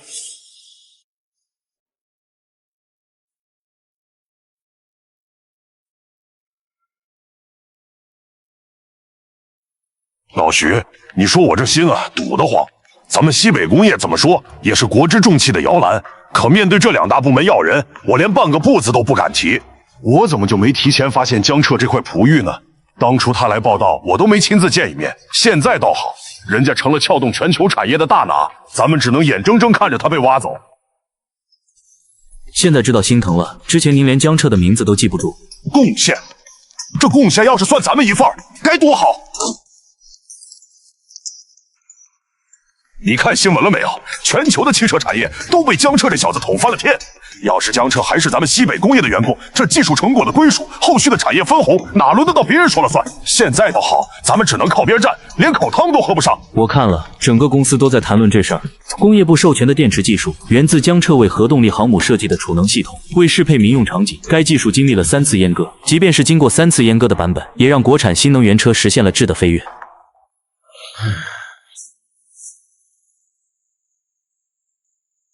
大家别急，4000次充放电循环，车开坏了电池都还能用。2万公里续航，从北京开到广州，来回3趟，不用充电，4分钟快充，比你买瓶水的时间都短。我排了3天队，终于订到了。之前开燃油车，每个月油费2000多，现在换新能源，电费1年才几十块，太香了。不是人们没钱消费，是没好东西刺激消费。国产新能源汽车的性价比彻底点燃了民众的消费热情。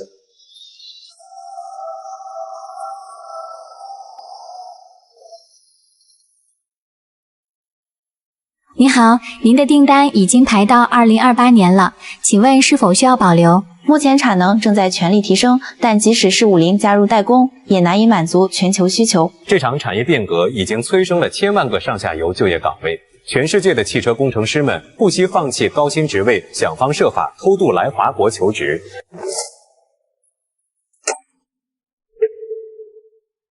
为什么会这样？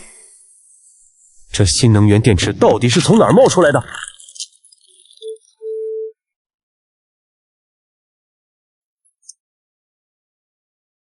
袁总，是鹰将总部打来的，说有紧急事情找您。总部，您好，我是刘源。刘源先生，经总公司董事会决议，即日起革除你特斯拉大中华区总裁的职务。为什么？你还好意思问为什么？你管理的区域出现了10万推单，让公司蒙受巨额损失，你却连解决方案都拿不出来。我正在开会研究。不必了，明天下午总公司的威廉先生会抵达华国接替你的职务，在那之前，我希望你完成所有事务的交接。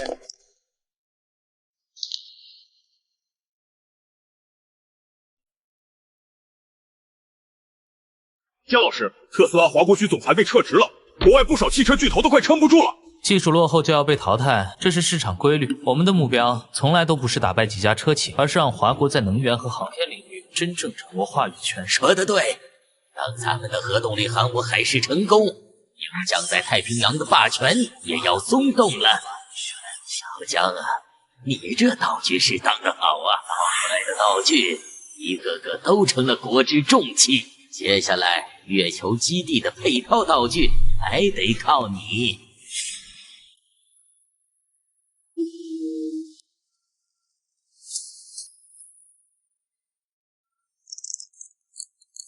新能源汽车出口量再创新高，储能技术引发全球资本关注。司令，现在全国都在说姜老师的好，您这趟去宁波，要是能亲眼看着航母下水，那更是天大的喜事。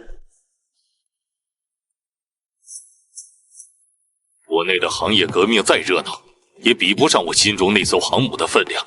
1个月西装完毕，就算是举全国之力，这速度也太匪夷所思了。航母不是太空电梯，光是10亿级别的零部件统筹，就足以让顶尖团队忙上数天。江彻就算是天才，也不可能违背工业制造的基本规律。可江彻造出太空电梯时，所有人也觉得不可能。他掀起能源革命时，国外专家还在嘲讽华国技术落后呢，万一呢？加速，再再快一点。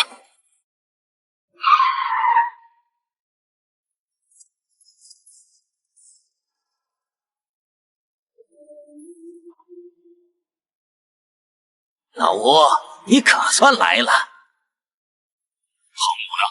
江彻那小子真把航母倒出来了？别急，都到这儿了，还怕看不着？我能不急吗？你早就看过了。站着说话不腰疼。我告诉你，这事儿要是开玩笑，我非要跟你单挑不可。我可不敢拿这事儿跟你开玩笑。现在就等你这位主角到了，我们一合计，立马通知港口启动下水程序，航母都能造出来。那我心心念念的太空航天港还会远吗？到时候华国的航天员就能从月球直接往返，航天领域的霸权也该易主了。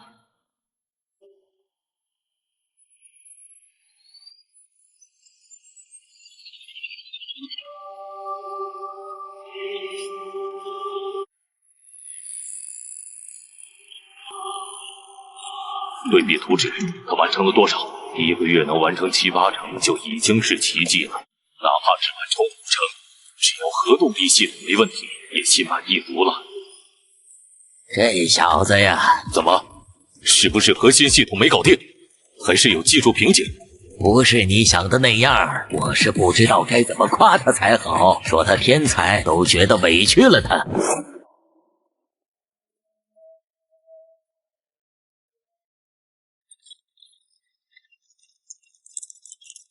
首长好，这位是航母舰载机部队的联络员老吴，你看，那就是咱们航母即将搭载的战机连。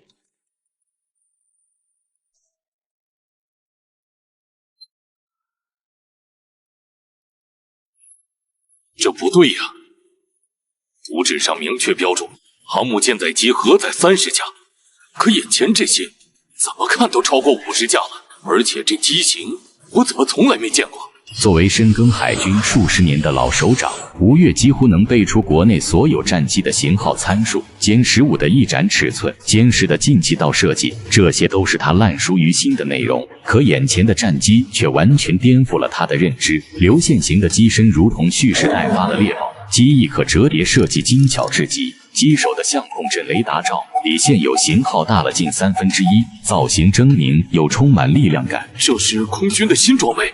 什么新装备？这是道具组的新道具。这能飞起来吗？22号跑道，0号机试飞准备。请求起飞，0号机已完成所有检查。可是没有跑道啊！允许起飞，祝顺利。啊，这怎么行？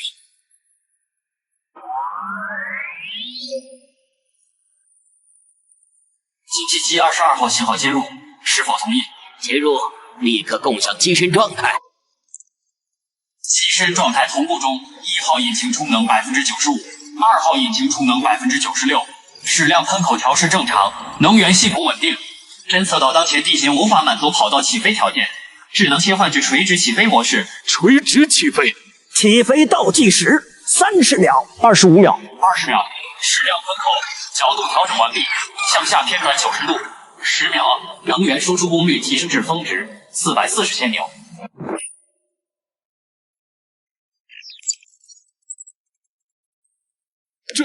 这不是扯淡吗？440千牛的推力！老吴，你先别急着喊荒谬。鹰将的 F-35闪电2知道吧？它搭载的贵虎 F-135涡扇发动机，单台最大推力也就126千牛，就算开启加力燃烧室，推力峰值才160千牛左右。可就这数据，已经让 F-35稳坐歼击机性能排行榜前10了。440千牛的推力，你以为是火箭吗？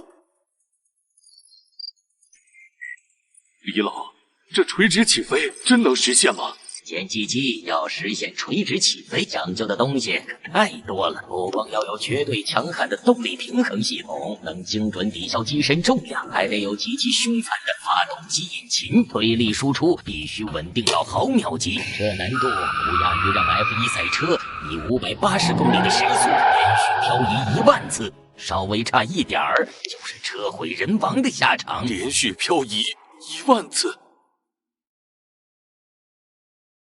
距离垂直起飞剩余时间10秒、9秒。调整龙骑1号引擎参数，动力提升至450千牛，当前推力预估150吨。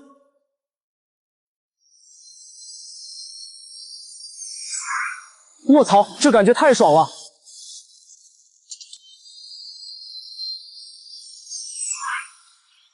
真的飞起来了，这是怎么做到的？你这就不知道了吧？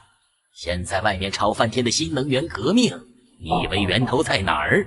那只是江浙为了解决航母航电系统升级储能电池技术后反复阉割过的 Tiny 版本。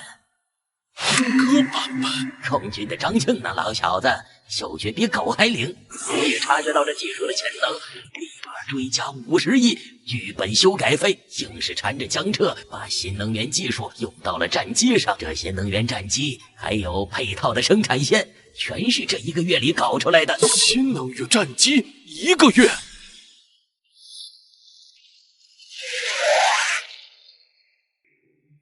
你过来，这是你们空军的新型战机。报告教官，是的。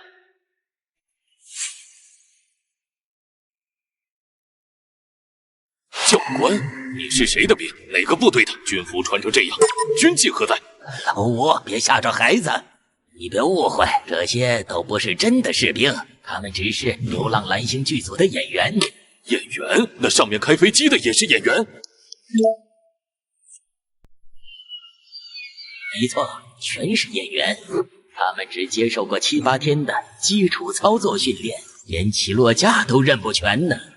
胡闹！这是能开玩笑的吗？让没经过专业训练的演员开上天，出了意外怎么办？你别急着发火，听我说完。0号机搭载了江浙研发的全智能操控系统，本质上就是无人战机加人工确认模式。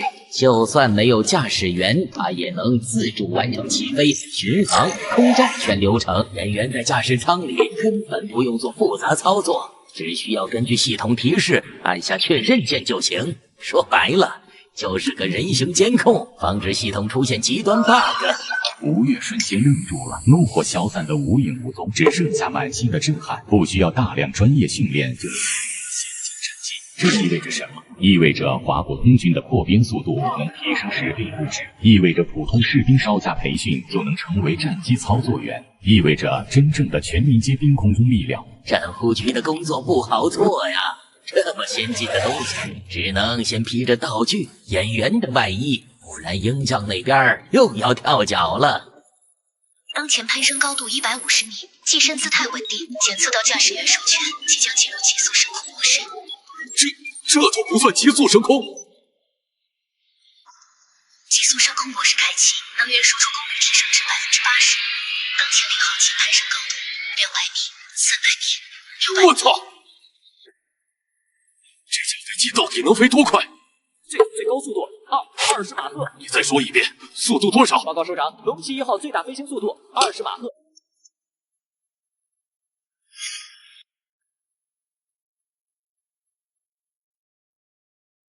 老吴啊，你是不知道什么叫做能源革命吗？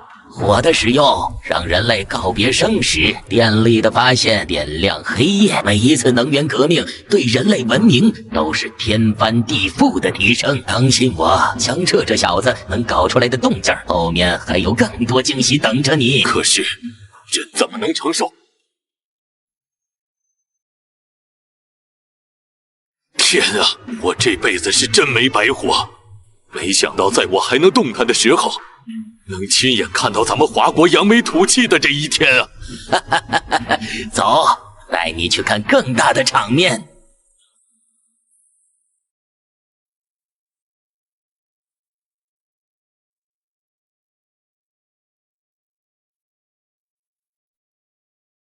听说了吗？隔壁老王买的新能源轿车，充一次电跑1万公里。何止啊！我儿子说他们公司在研究飞行汽车，下个月就能试乘。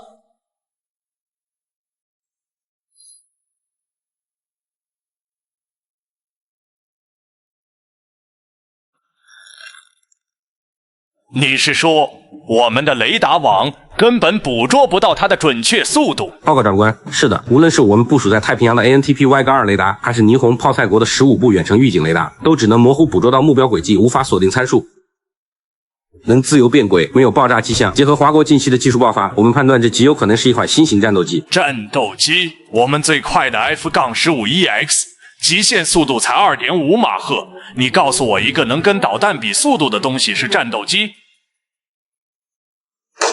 预测速度呢？给我具体数值。根据卫星轨道测算和空气动力学模型反推，至少在15马赫以上。长官，15马赫还至少？我们的雷达系统是冷战时期的老古董，早就该更新了。我3年前就提交了雷达升级预算，国会那群混蛋怎么说的？他们说没有迫切威胁，转头把钱投给了那些议员选区的金融企业。华国现在养猪都用相控阵雷达监测健康状况了，我们却还在用几10年前的设备守着太平洋，这简直是笑话。长官，还有更棘手的情况，我们的索眼卫星在华国宁波港拍到了这些。根据尺寸和建造工艺判断，这极有可能是大型驱逐舰，甚至是航空母舰。航母，马上联系国会和五角大楼，我要立刻召开听证会，必须搞清楚华国的真实实力。另外，让第7舰队加强警戒，派最先进的侦察机抵近侦察，不惜一切代价，我要知道这架战机和这些军舰的全部数据。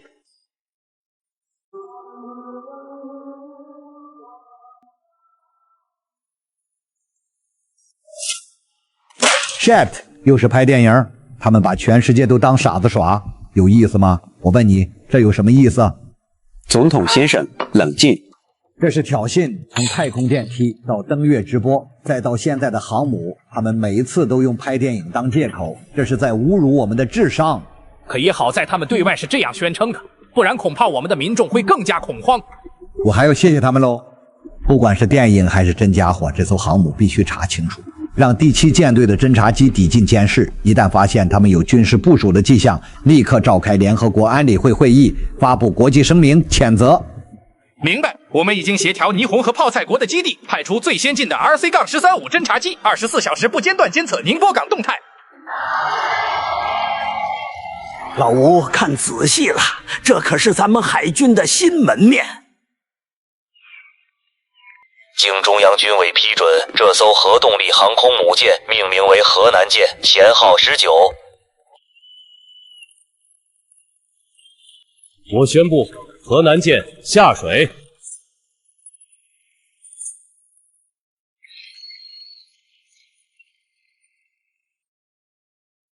这航母的外壳不对劲，表面没有常规航母的防锈涂层反光，看起来更像是某种新型复合材料。将军，我们通过光谱分析初步判断，这种材料的密度只有钛合金的2/3，硬度却高出40%。目前全球没有任何公开的技术。载机数量呢？初步统计至少30架，而且甲板布局采用了全新设计，比我们的福特级更紧凑，实际载机量可能更高。您看，甲板上的战机就是之前监测到的超高速机型，数量至少12架。再查，我要准确的数。核载36架，推力130吨，配备电磁炮和磁力护盾。电磁轨道炮可约束磁力护盾，华国这是藏都不藏了。将军，华国在能源和材料领域的突破，可能已经超出我们的认知了。吴司令，华国在短时间内下水航母，是否意味着调整了国防战略？这艘河南舰的性能参数能否透露？比如动力系统和舰载武器配置。有消息称舰上战机速度达20马赫，这是真的吗？是否会改变地区军事平衡？航母是否采用了与太空电梯相同的新能源技术？这种技术是否会应用到更多军事领域？关于河南舰的具体情况，一切答案几天后我们会正式揭晓。毕竟这个东西也只不过是我们流浪蓝星剧组的一个电影道具而已。有没有搞错？那同样係嚟要糊弄我哋2000，太空電梯也就罷了，這可是航母啊！没错，在电影剧情里，有一位核心角色是核动力航母的舰长。为了让演员更好的带入角色，也为了镜头呈现的真实感，我们只能按照1:1的比例还原道具。没办法，导演对道具要求特别苛刻，说细节决定成败，我们总不能拿模型糊弄观众吧。哈哈哈！我比较期待《西游记》的剧本，来跟进播报，我看看。这要是拍变形金刚，岂不是要造出擎天柱？先生，您采用这样的方式搪塞，实在是太过分了。这样的理由，全世界人民真的会相信吗？请问您这样刻意隐瞒，是不是因为华国真的有什么不可告人的战略计划？各位稍安勿躁，如果真的是战略计划，我们不可能这样大张旗鼓的直播给全世界看。之前太空电梯拍摄时，我们搞了全球直播，这次也一样。从明天起，剧组会开放河南舰的部分区域，欢迎各国记者前来探班观摩，全程可以拍照录像。等到电影上映的那一天，你们会发现，我们造这些东西真的只是为了拍电影。如果说你们发现某天我们制造了电影剧情之外的军事装备，那么随时可以来找我，我吴越负全责。这波战俘操作拉满了，给吴司令点个赞。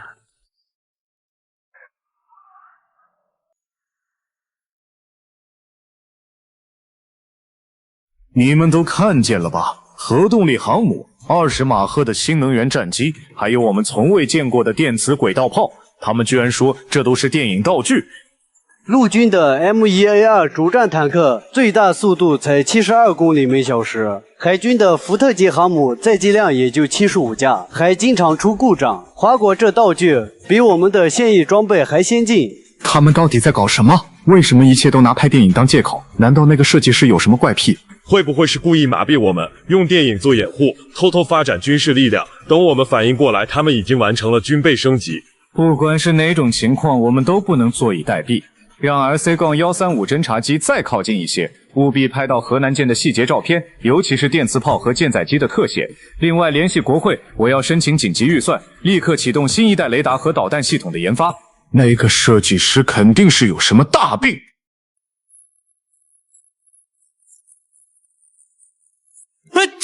感冒了，最近没着凉啊。江总，新型相控阵雷达安装的差不多了，正在进行最后一次系统校准。好，这些事就交给你们了，好好做。江老师可算找到您了，这张卡您一定收下，我们真的不是骗子。江老师，这是4大银行联合发行的至尊黑卡，不限额度，不限消费场景，全球通用。简单说，您拿着它随便花，不管是买私人飞机还是定制游艇，都不需要提前报备，资金由新成立的华影联合影视公司全额承担。华影联合影视，您可能还不知道，您研发的新能源电池技术，光民用授权费就给国家带来了上千亿的税收。那些新能源车企的老总们，现在把您当财神爷供着，天天追着我们问怎么给您表示心意。这张卡就是我们整合各方资源的结果。这么说来，你们真不是打着送卡的名义让我给银行代言？您说笑了，能为您服务是我们的荣幸。我们的名片都给您了，上面有24小时专属服务热线，您随时可以验证身份。那我可真要狠狠消费了。您尽管敞开了花，要是您觉得麻烦，我们可以立刻为您配备专属财务助理，帮您规划消费。花钱还用人帮忙？你们也太瞧不起我了。我操！这下终于能把王者荣耀全皮肤全新人给刻满了，之前攒的点券根本不够用啊！江老师您好，我是您的专属财务助理李小花，您可以叫我花姐。我没找财务助理啊，是4大银行联合推荐的，主要负责帮您打理资产、规划消费，不用您支付任何费用。准确来说，我不是教您花钱，是帮您合理配置资产。也行，我确实没工夫琢磨买房买车这些事。您不用琢磨了，这些都已经安排好了。新能源车企给您定制的豪华轿车有12辆，包括迈巴赫、宾利、红旗 L9，现在全停在您横店出租屋门口的停车场。您住的那栋楼都成网红打卡地了，天天有人去拍您的车。那算球，这些车够我开到死了，我还是买房吧。车当然只是小意思，根据您的贡献，国家为您在全国34个省级行政区的省会城市都配置了专属别墅，带独立安保和停机坪；293个地级市配置了高级公寓。您的私人客机降落当地后，会有对应的安保团队接送您入住。这些别墅如果暂时不用，我可以帮您委托出去出租，按照当地的市场价，这些别墅1个月的租金总收入大概在2000万左右。我是个土鳖，车房都有了，那就买点贵重的东西装点一下吧。这是各大奢侈品牌、私人机构给您的邀请函，比如爱马仕的定制包、劳力士的专属腕表、私人岛屿的购买权。您要是有兴趣，我可以帮您筛选。好嘛，看来我有钱也花不出去了。江总，龙旗1号刚才拍了段台风天的飞行素材，您要不要看看？快拿来看看，这可是电影里的经典镜头，比刻皮肤有意思多了。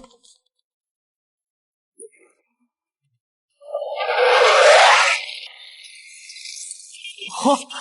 这镜头拍的够劲儿，剪辑的时候配上史诗级 BGM， 绝对能引爆票房。江老师，这是科技园区的招商方案，他们希望您以技术顾问的身份入驻，承诺给您配套整个产业链的研发基地。还有，综合集团的人来了，想跟您聊聊可控核聚变技术的民用转化。让他们先等着，我先把电影镜头敲定。这个月到底是怎么回事？太空电梯被华国抢了先，我们的重返月球计划效仿。俄亥俄州火车脱轨，化学品泄漏，还被蠢货烧出200平方公里的毒云，国际舆论都在骂我们草菅人命。更糟的是，华国新能源汽车技术爆发，我们的传统车企股价断崖式下跌，通用福特的市值蒸发了60%，退货单堆的能塞满国会大厦，华尔街的投行经理现在跳楼都要提前排队挂号。日韩的人还在外面等着哭诉求援，他们的供应链彻底依赖华国。现在华国突然终止合作，他们的汽车零部件厂全停了工，三星的半导体生产线都快断供了。这些都还能扛，但华国的航母下水了。我们的侦察机拍回的照片显示，这艘航母的排水量至少12万吨。石油涨价的招没用了。华国能源部根本不接我们的电话，听说他们正在跟中核集团谈可控核聚变，人家现在根本瞧不上化石能源了。联合国会议上，华国代表拍着桌子问我们 How dare you？ 这是把我们当年的台词都抢了。夭寿了，华国的航空母舰下周就要试航演习了。发言人先生，您一直以电影道具为理由搪塞，对河南舰的事情避重就轻。这是我们卫星拍摄的高清图，经过专业工程师鉴定，这绝对是一艘真正的航空母舰，排水量可能达到世界之最。请问华国是否在秘密发展军事力量？感谢这位记者朋友对我国娱乐事业的关注，您的提问我们早已关注到。没错，吴越将军之前已经声明过，这的确是一艘航母造型的设施，但请您不要误会，它并非我国国防装备，仍是电影《流浪蓝星》的拍摄道具。不可能用建造真航母的成本拍电影，根本不可能收回投资，这绝对是你们的军事装备，不是道具。这位记者先生，请冷静，我想请问您2个问题：第一，你们的卫星首次监测到这艘航母的时间是什么时候？第二，贵国最顶尖的造船工程师有没有告诉过您，建造一艘12万吨级航母需要多长时间？根据公开信息，贵国福特级航母的寝装工作就耗时13个月，而您口中的这艘航母，从单元组装到分段焊接，总耗时1个月，完成总装到下水仅用了半个月。您觉得世界上有哪个国家能在1个半月内建造出一艘12万吨级的核动力航母？如果这是真的，那贵国的造船工业是不是该反思一下？为什么落后这么多了？马克，你刚才可是被问得哑口无言啊！1个半月种一茬稻子都抽不了穗，怎么可能造出12万吨级的航母？难道真的是道具？不然呢？华国要是有这本事，早就把航母开到纽约港示威了，还用得着藏着掖着说是电影道具？我看啊，你们卫星拍的，说不定就是涂了特殊涂料的塑料模型。可那些舰载机是真的，我们的侦察机拍到它们以18马赫的速度飞行。那或许是特效道具。华国的电影工业现在这么发达，搞点高速飞行器模型骗骗雷达也不是不可能。再说了，你见过哪个国家把真航母拿出来当电影布景的？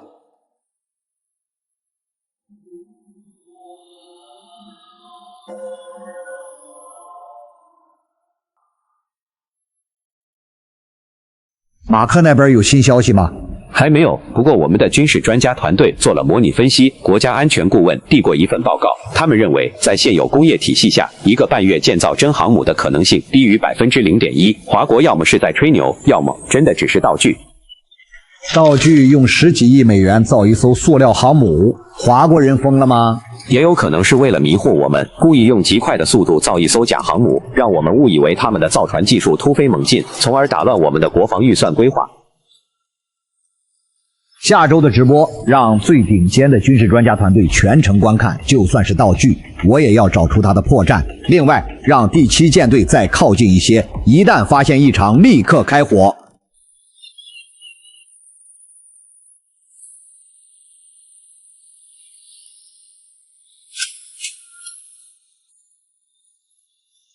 自从河南舰下水后，5月就彻底把家搬到了舰上，每天跟着技术人员熟悉设备，比年轻军官还要勤奋。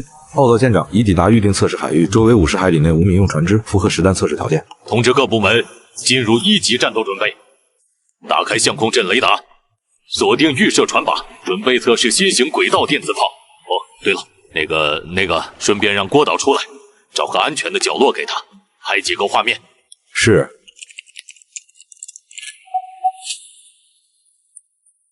雷达已锁定目标，距离30海里，风速5级，符合射击条件。电磁炮充能，倒计时10秒。各单位注意，电磁炮首次实弹测试开始，3、2、1，发射。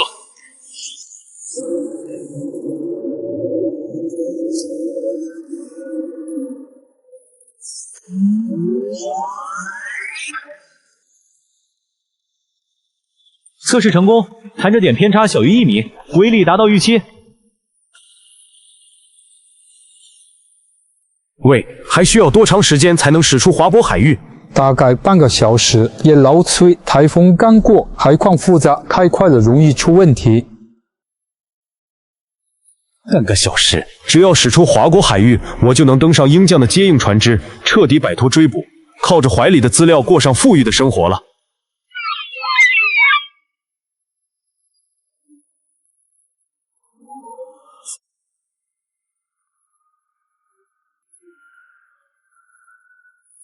维斯克先生，等我到了鹰架，一定把所有资料都交给你们。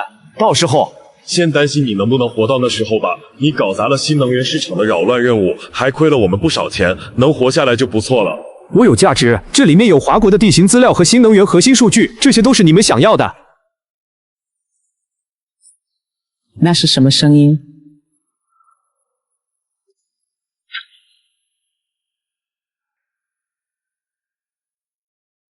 好像是爆炸。该死的，是华国的航母，船长立刻加速，快！为什么会这样？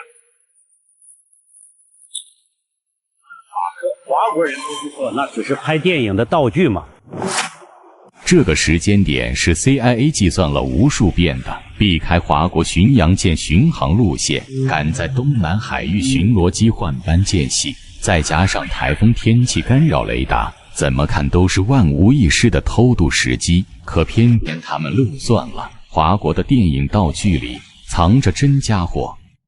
那个光点是电磁轨道炮。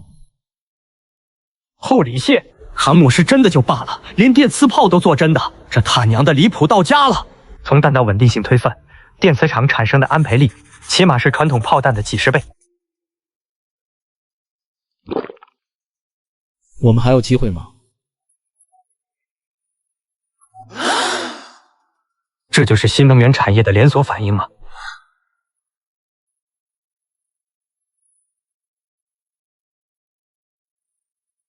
全部打中了！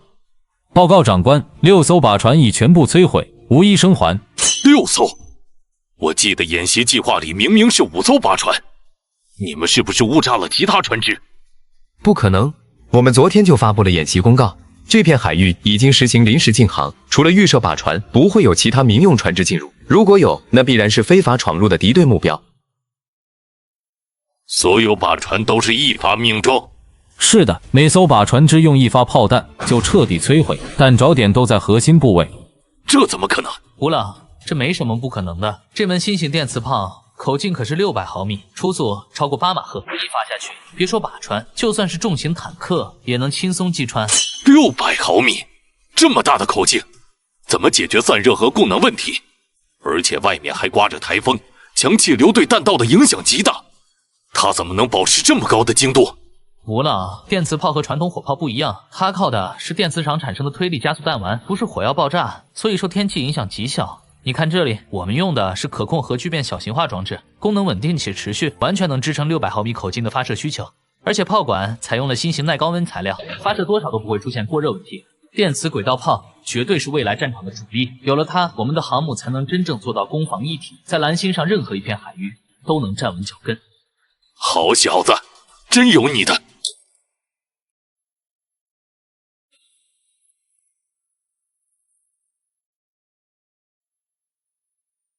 通讯兵，给远洋者2号发指令，全速前往靶船区域，调查收集所有残骸。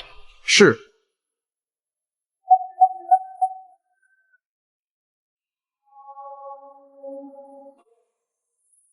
政委啊，你都看见了吗？现在的我们已经足够强大了，再也不用被人指着鼻子欺负了。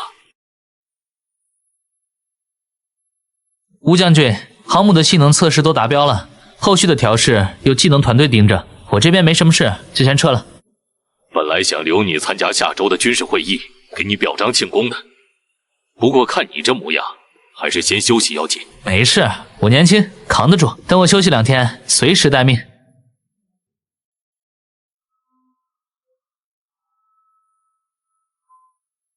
吴将军，那就再见了，我还有点事。行，我让直升机送你回去。到家好好睡一觉，别再熬夜搞研究了。是，将军。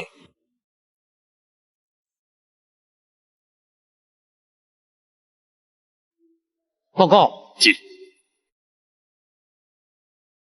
报告长官，远洋者2号发回消息，在靶船残骸区域检测到生物反应。什么？误炸到渔船了？不是误炸，专家初步判断，这艘船是鹰将的改装间谍团，伪装成民用渔船闯入我们的演习海域。这件事先不要对外公布，也不要上报总部，等我核实清楚再说。让远洋者2号继续收集残骸，重点查找船上的人员和机密文件，务必做到保密。是，不管他们想干什么，咱们都得接住。走，去开军事会议，让那些老家伙也高兴高兴。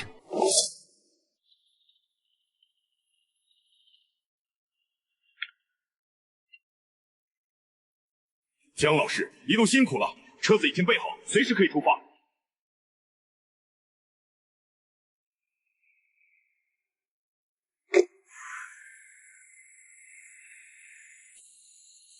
去东街东园街道的老居民区。贾老师，我们已经提前和当地派出所对接，林芷瑶的住处已经封锁保护，相关线索也在汇总中。对不起，姜老师，这件事是我的误判。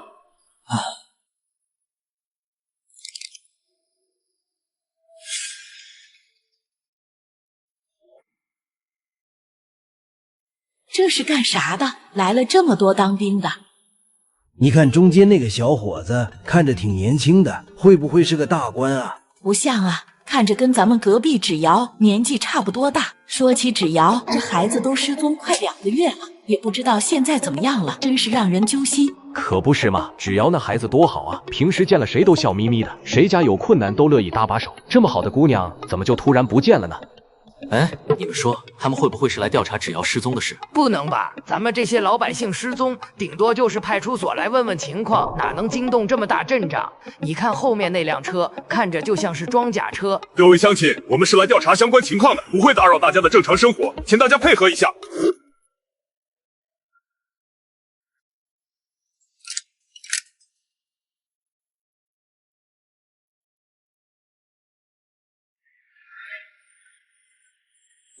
姜老师，这里就是林芷瑶的住处。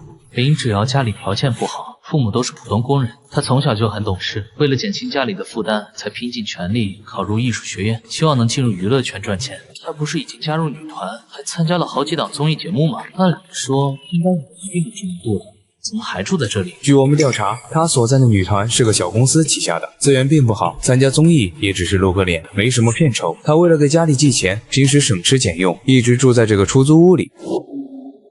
当年疯狂追求林芷瑶，闹得全校皆知，可她从未回应过，只是一门心思学习和打工。毕业之后，两人就断了联系，如今更是身处2个世界。她怎么会突然成了绑架对象呢？姜老师，这是我们在卧室发现的一些线索。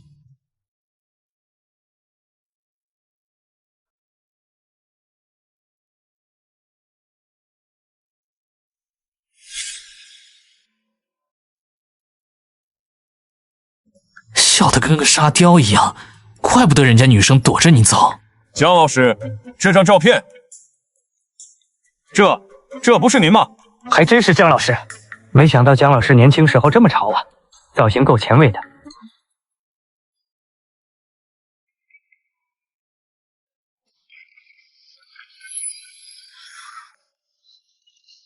那个江彻，我真的不想在这个时候谈恋爱，你知道的。我是为了出名赚钱才学舞蹈声乐的，我想趁着年轻多拼拼，在这省买套房子。我知道，我没想着让你立刻答应我，我就是想默默守护你。你这人怎么这么死脑筋啊？我说的还不够明白吗？你说的很明白，但爱一个人不是占有，是希望他幸福。这怂炮自我感动的样子，简直能把人尬出3室一厅。就这情商，能追到林芷瑶才怪啊！可林芷瑶明明对原主避之不及，怎么会把这张勉强合拍的大头贴贴在卧室墙上？这完全不符合他当年的态度呀！江老师，我们在梳妆台最下面的抽屉里还发现了这个，这应该是林芷瑶的日记。您看，我们要不要？啊，您已经打开。3月12日，钱烦的要死。恋爱脑的女生见多了，恋爱脑的男生还是头一回碰着。都高3中次了，天天堵在教学楼楼下送奶茶。江彻是不是脑子进水了？有这时间，不如多刷2套理综卷。下次再这样，我一定找个麻袋套住他的头，给踹一顿。姐妹，你说的对呀，换我也想踹呀。8月6日，大雨。成绩出来了，这省艺术学院舞蹈系终于考上了，我一定要在30岁前赚够100万。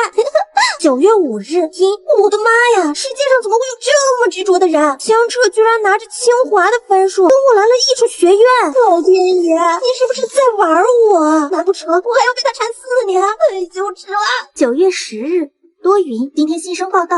江彻那家伙居然在帮宿管阿姨搬行李，明明自己也是个细皮嫩肉的新生，扛着2个大箱子差点被压垮，还对着阿姨憨笑。说真的，虽然讨厌他的死缠烂打，但智人好像也没那么讨厌。这个时候好像是我本人穿越过来了吧。10月8日，晴，今天在食堂和江彻狭路相逢，我都做好了听他深情表白的尴尬准备，结果他居然目不斜视的走过去了。男人跟我玩欲擒故纵这套，我才不上当。10月15日，哼哼，江彻，你为什么要学舞台设计专业？怎么不去学表演啊？什么年代了，还有人扶老奶奶过马路的？笑死，肯定是他请的演员。10月16日，误会了，竟然真的不是演员，那个被扶的奶奶是我们导师的老妈耶。江彻这小子运气倒是真不错，大学肯定不会挂科了。我话说回来，这个学霸肯定是不会挂科的。11月2日，今天在步行街看到惊险一幕，一个小孩突然冲到马路上，一辆跑车眼看着就要撞上去，我吓得尖叫都发不出来。江彻突然从旁边冲过去，抱着小孩就往路边滚，胳膊被地面磨的全是血，这次肯定不是演的，他疼得额头都冒汗了。我想上去给他递张纸巾，又怕他误会我，算了，他平安就好。12月20日，学霸就是学霸，即使是在舞台设计专业，他依然是全校第一，厉害啊！要是他不那么恋爱脑，可能真是个不错的选择呢。我在想什么啊？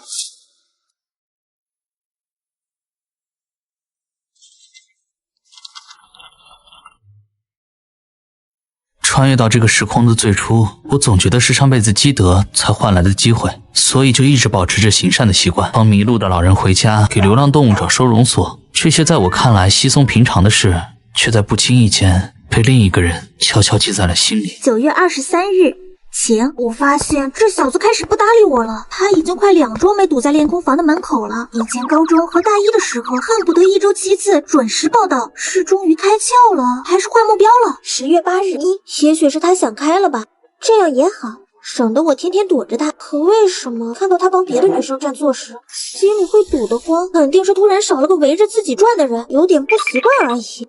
一定是这样。11月5日，多云，今天在图书馆门口看到他蹲在地上帮流浪猫喂猫粮，阳光落在他侧脸上，居然有点好看。他以前也是这样的吗？我怎么只记得他追着我表白的傻样子？11月12日，烦死了！江彻今天居然去帮翟青青，艺术学院谁不知道翟青青是什么货色？体育课跳个远就说脚扭了，走路比我都稳，他居然还背着他去医务室，真是蠢到家了。11月18日，崔青青在宿舍楼下炫耀，说1周之内必拿下江彻。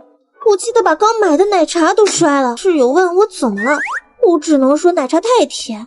江彻，你真喜欢帮人，也要擦亮眼睛好不好？11月21日这2天我整个人都魂不守舍的，练舞时频频出错，被教练骂了好几次。寝室姐妹以为我生病了，都来给我带饭，可我怎么好意思说我是因为一个曾经烦得我要命的男生难过？堂堂艺术学院的校花，竟然害了相思病，说出去能被笑掉大牙。12月3日许好失望，真的好失望。现在拿起笔手都在抖。江彻，你知道吗？今天我从宿舍窗口看见你拿着一封信在楼下徘徊时，我以为你终于要回头找我了，激动的小腿都软了，站都站不稳。可你怎么能这么残忍？当我看到你把信递给隔壁寝室的苏晓时，我真的想从窗口跳下去。江彻，你这个混蛋，我再也不要见到你了。6月25日前毕业了，我们再也不会见面了。江彻，你提着行李走出校门的时候，甚至没有回头看一眼。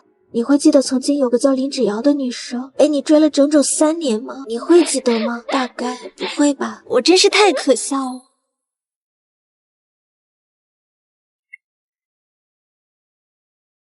刺激啊！怎么都没想到，原主追了5年都没捂热的冰山，在我穿越后一心搞事业，对其视而不见时，居然反过来暗恋上了自己。前一秒江老师还一脸凝重，怎么看了慧儿日记就露出这种不怀好意的笑容？难道日记里藏着什么机密？嘿，都什么时候了还臭美？要是他遭遇了不测，或者被虐待了，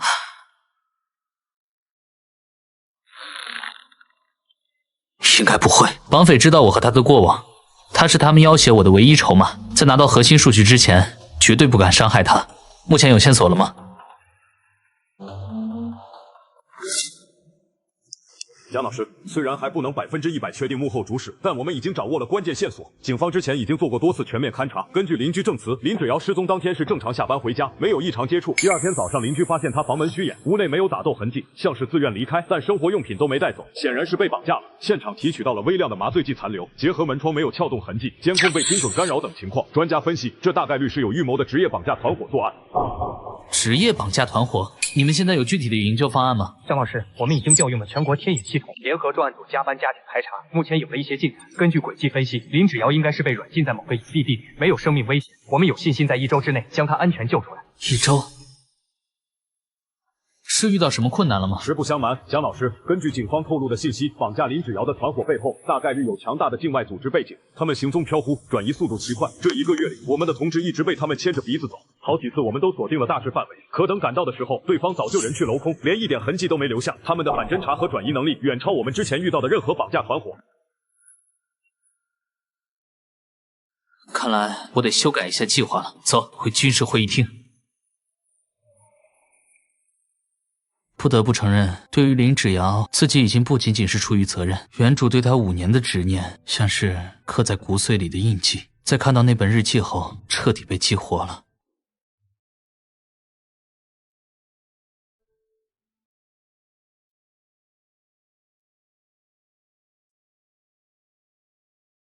郭导，有件事想跟你商量一下，关于流浪蓝星接下来的剧。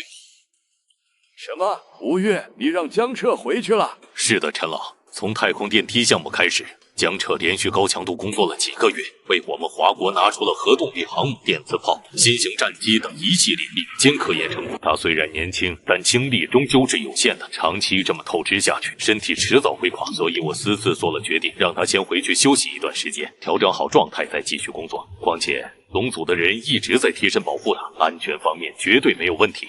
你糊涂啊！吴越，你可知道现在这个节点对我们华国来说有多重要？鹰将在科技、军事上处处打压我们，好不容易出了江彻这么个天才，我们必须快马加鞭，抓紧一切时间发展，彻底将华国打造成世界强国，摆脱被人牵制的局面。是啊，吴司令，你们海军已经拿到了核动力航母，空军也有了龙旗1号，可我们航天部的太空电梯后续建设、月球基地规划还等着姜老师主持呢。还有我们陆军，姜老师研发的新能源技术，要是能应用到坦克、装甲车上面，我们陆军的战斗力肯定能提升一个档次。在这种紧要关头，应该舍弃小我，成就大我，这才是身为华国人的觉悟。陈老，各位，我很理解你们迫切希望国家发展的心情，我比谁都想让华国强大。但江彻是个人，不是我们用来实现目标的工具。他已经为国家付出了太多，我们不能因为他有才华就无休止的压榨他，剥夺他的人身自由和休息权利。这真的符合我们华国以人为本的理念吗？说得对，舍弃小我，成就大我，这是用来约束我们自己的，而不是用来道德绑架别人。更何况江彻已经为国家做了这么多，我们现在对他应该只有感激和尊重，而不是嫌他做的不够多、不够快，让他休息一段时间，调整好状态，才能拿出更顶尖的成果。这对国家来说才是更长远的考虑。况且核心技术全捏在他手里，你们要是把他逼急了，他一甩手不干，谁来承担这个后果？是我太心急了，近在眼前的技术突破让我失了分寸。你们说的对，不能这么对待江小同志。先不谈休息的事儿了，说说下一步的研发方向吧。河南号瞒不了多久，鹰将那边早晚会有动作。江先生，里面正在开重要会议。让开，下一批技术道具优先对接陆军。清单我列好了：电磁武器系统、无人侦察蜘蛛、门框防御机器人、AI 智能机器狗，还有动力外骨骼，全套配齐。放肆！你是什么级别？竟敢擅闯！姜老师，你回来了，快给姜老师看座。小姜同志，怎么突然决定先帮陆军了？你都连轴转了这么久，真不用歇2天？我的身体扛没问题，现在脑子里全是陆军装备的设计灵感，其他领域得往后排。救人如救火，耽误不得。好，就按你的意思来。陆军立刻整理资料，今晚通宵都要给姜老师送过去。姜老师，我上次去河南舰参观，发现方舟核心的反应模式是核聚变反应堆。此话当真？您真的攻克了可控核聚变？老先生，我现在真赶时间，等我处理完手头的事，你让我写2万字论文都行，全套技术参数我都给你。现在能不能先让我先忙完？免费能源，传统电网要被颠覆了，华国的能源时代要来了。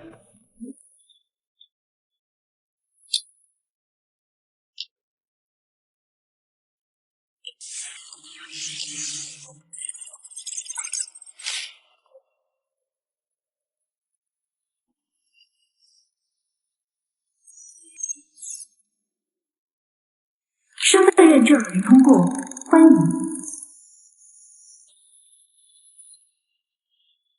郭导，月球戏份拍完了，我以为你至少要在摄影棚待3天。差不多收尾了，你的核动力航母都下水试航了。刘培强年轻时在航母服役的戏份可得抓紧拍。对了，你上午打电话说的剧本修改，改好了。我还以为最快也要明天早上。能不快吗？你当这是普通改稿呢？几十个荷枪实弹的士兵站在编剧室门口保驾护航，刘电工那支笔都快磨出火星子了，谁敢有半分懈怠？本来还想摸鱼的编剧组，竟是通宵达旦，6个小时就把剧本改完了。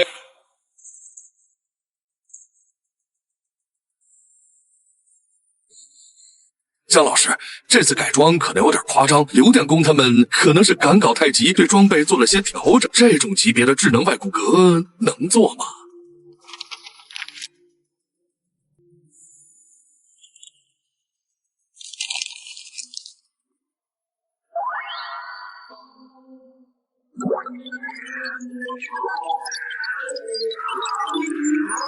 系统检测这份图纸的可行性。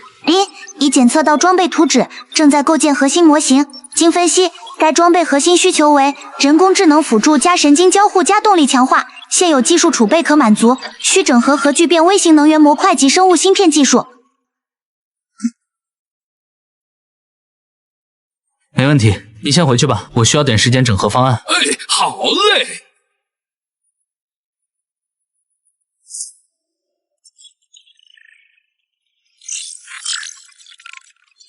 请宿主选择该道具的真实度及完成度参数。120%的航母已经领先世界30年，200%的智能外骨骼会是什么概念？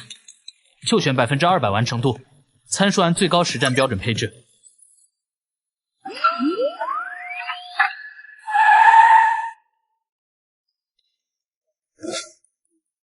首长好，江彻呢？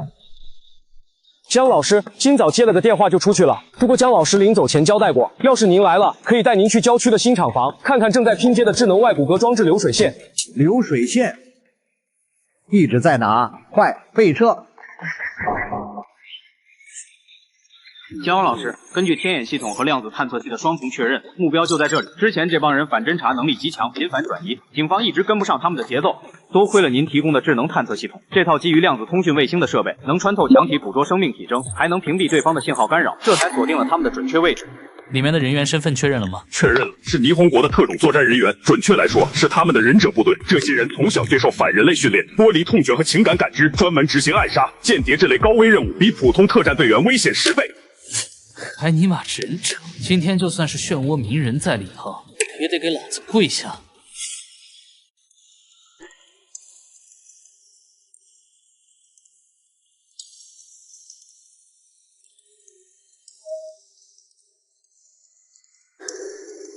我好害怕！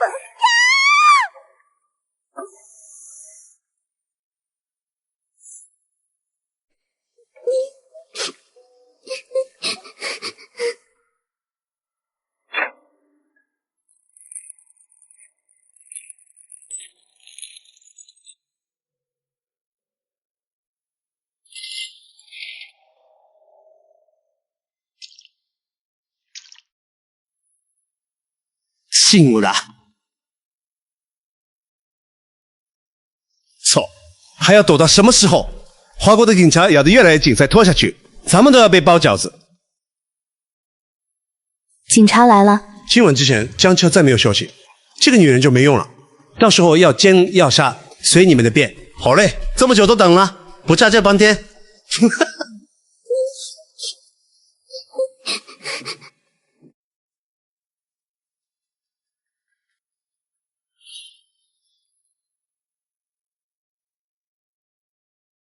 江老师，生物热传感探测结果出来了，红色光点是林小姐，周围5个黄色光点就是那些霓虹忍者，分布在囚室门口和通道两侧，应该是在看守。这些霓虹忍者擅长伪装和暗杀，还会用一些迷药、毒针之类的阴招，普通警察没对付他们的经验，很容易被钻空子。我建议让龙组队员从通风管道潜入，速战速决。不必，我亲自来解决。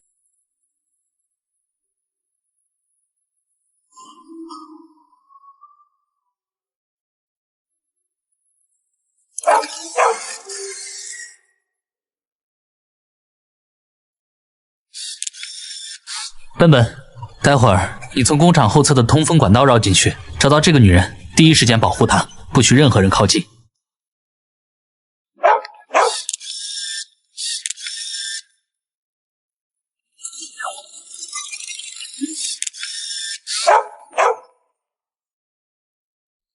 江老师，这些忍者擅长偷袭，机器能应付吗？要不我带2名队员配合行动？放心。他们的 AI 系统接入了军方的忍者作战数据库，对方的前行套路、暗杀手法都在预判范围内。各单位注意，营救行动现在开始。是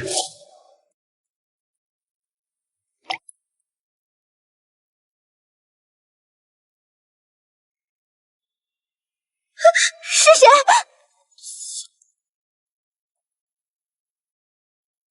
阿叔，大哥，门口那什么玩意儿？钢铁侠？好黑，这荒郊野岭的。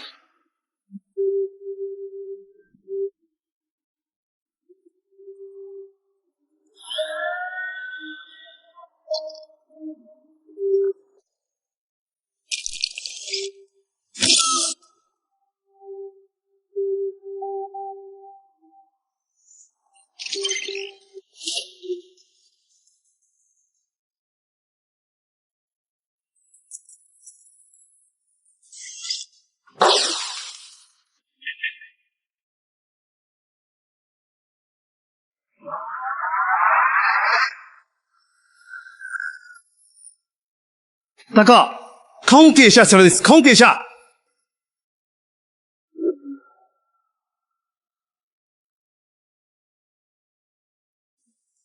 아왔으면 무엇이 하고 타박 신시우지.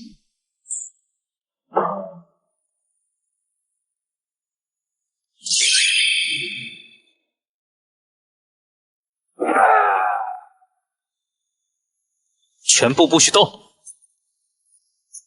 Get。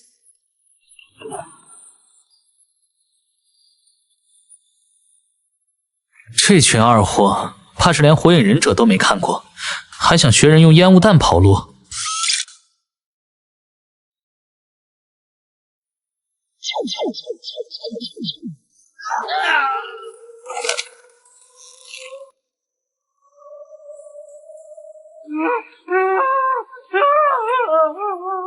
莫斯，警戒模式启动。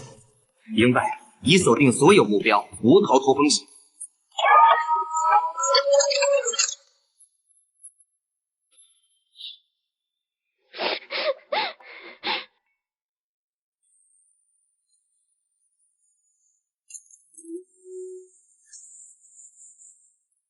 我说大姐，你不会让笨笨给你解绳子吗？好了好了，我来了，安全了。飙车，真的是你们！我以为我在做梦。他们说你要推荐我演《流浪蓝星》的重要角色，还拿了好多拍摄资料给我看，我才跟他们走的。这群霓虹人是抓住了林芷瑶想演戏的心思，又用《流浪蓝星》的真实资料做诱饵，才骗得她上当。这丫头本不蠢，只是对自己那点说不清道不明的情愫，让她失去了防备。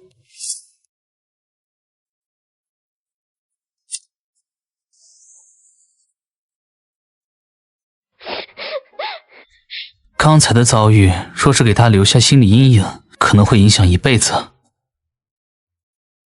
林芷瑶同学，恭喜啊，你的戏份杀青了。什么杀青？你在说什么？这就是一场戏啊！外面那些机甲、机器人都是道具，地上这些绑匪全是群演啊。可我刚才明明看到他们的腿都烂了。咱们是流浪蓝星剧组，经费充足，找几个霓虹来的特型演员还不是小意思。他们本来腿就有毛病，刚好来客串个角色，顺便赚点补贴。骗子！他们明明……林同学，前些日子咱们剧组太空电梯上天的新闻，你总看到了吧？嗯。前几天核动力航母下水的新闻，你也看到了吧？看到了。这不就对了？咱们剧组拍戏就一个要求，极致逼真，航母、太空电梯都能用真的，这点受伤镜头算什么？都是小场面。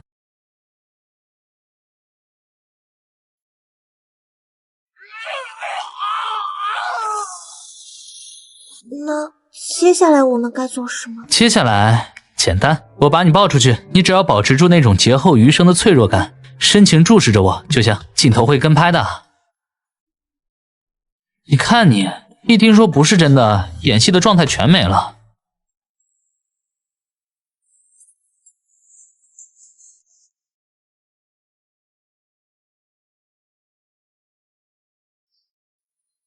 这些临时演员也太敬业了，这样都没穿帮，比自己专业多了。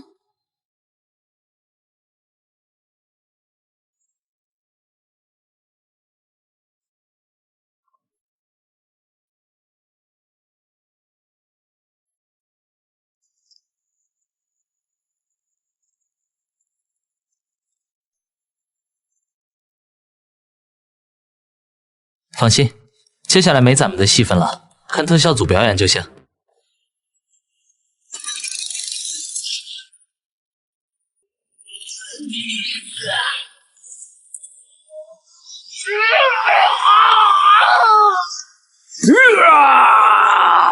我的天啊，这演技也太深了，口水都流出来了，真的被电到一样。他们都是专业的话剧演员吧？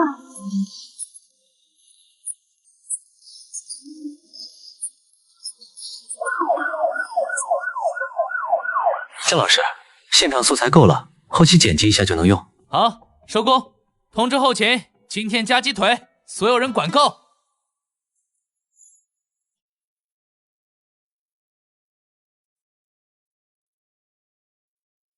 看来我的灵魂也真的能在此处安家了。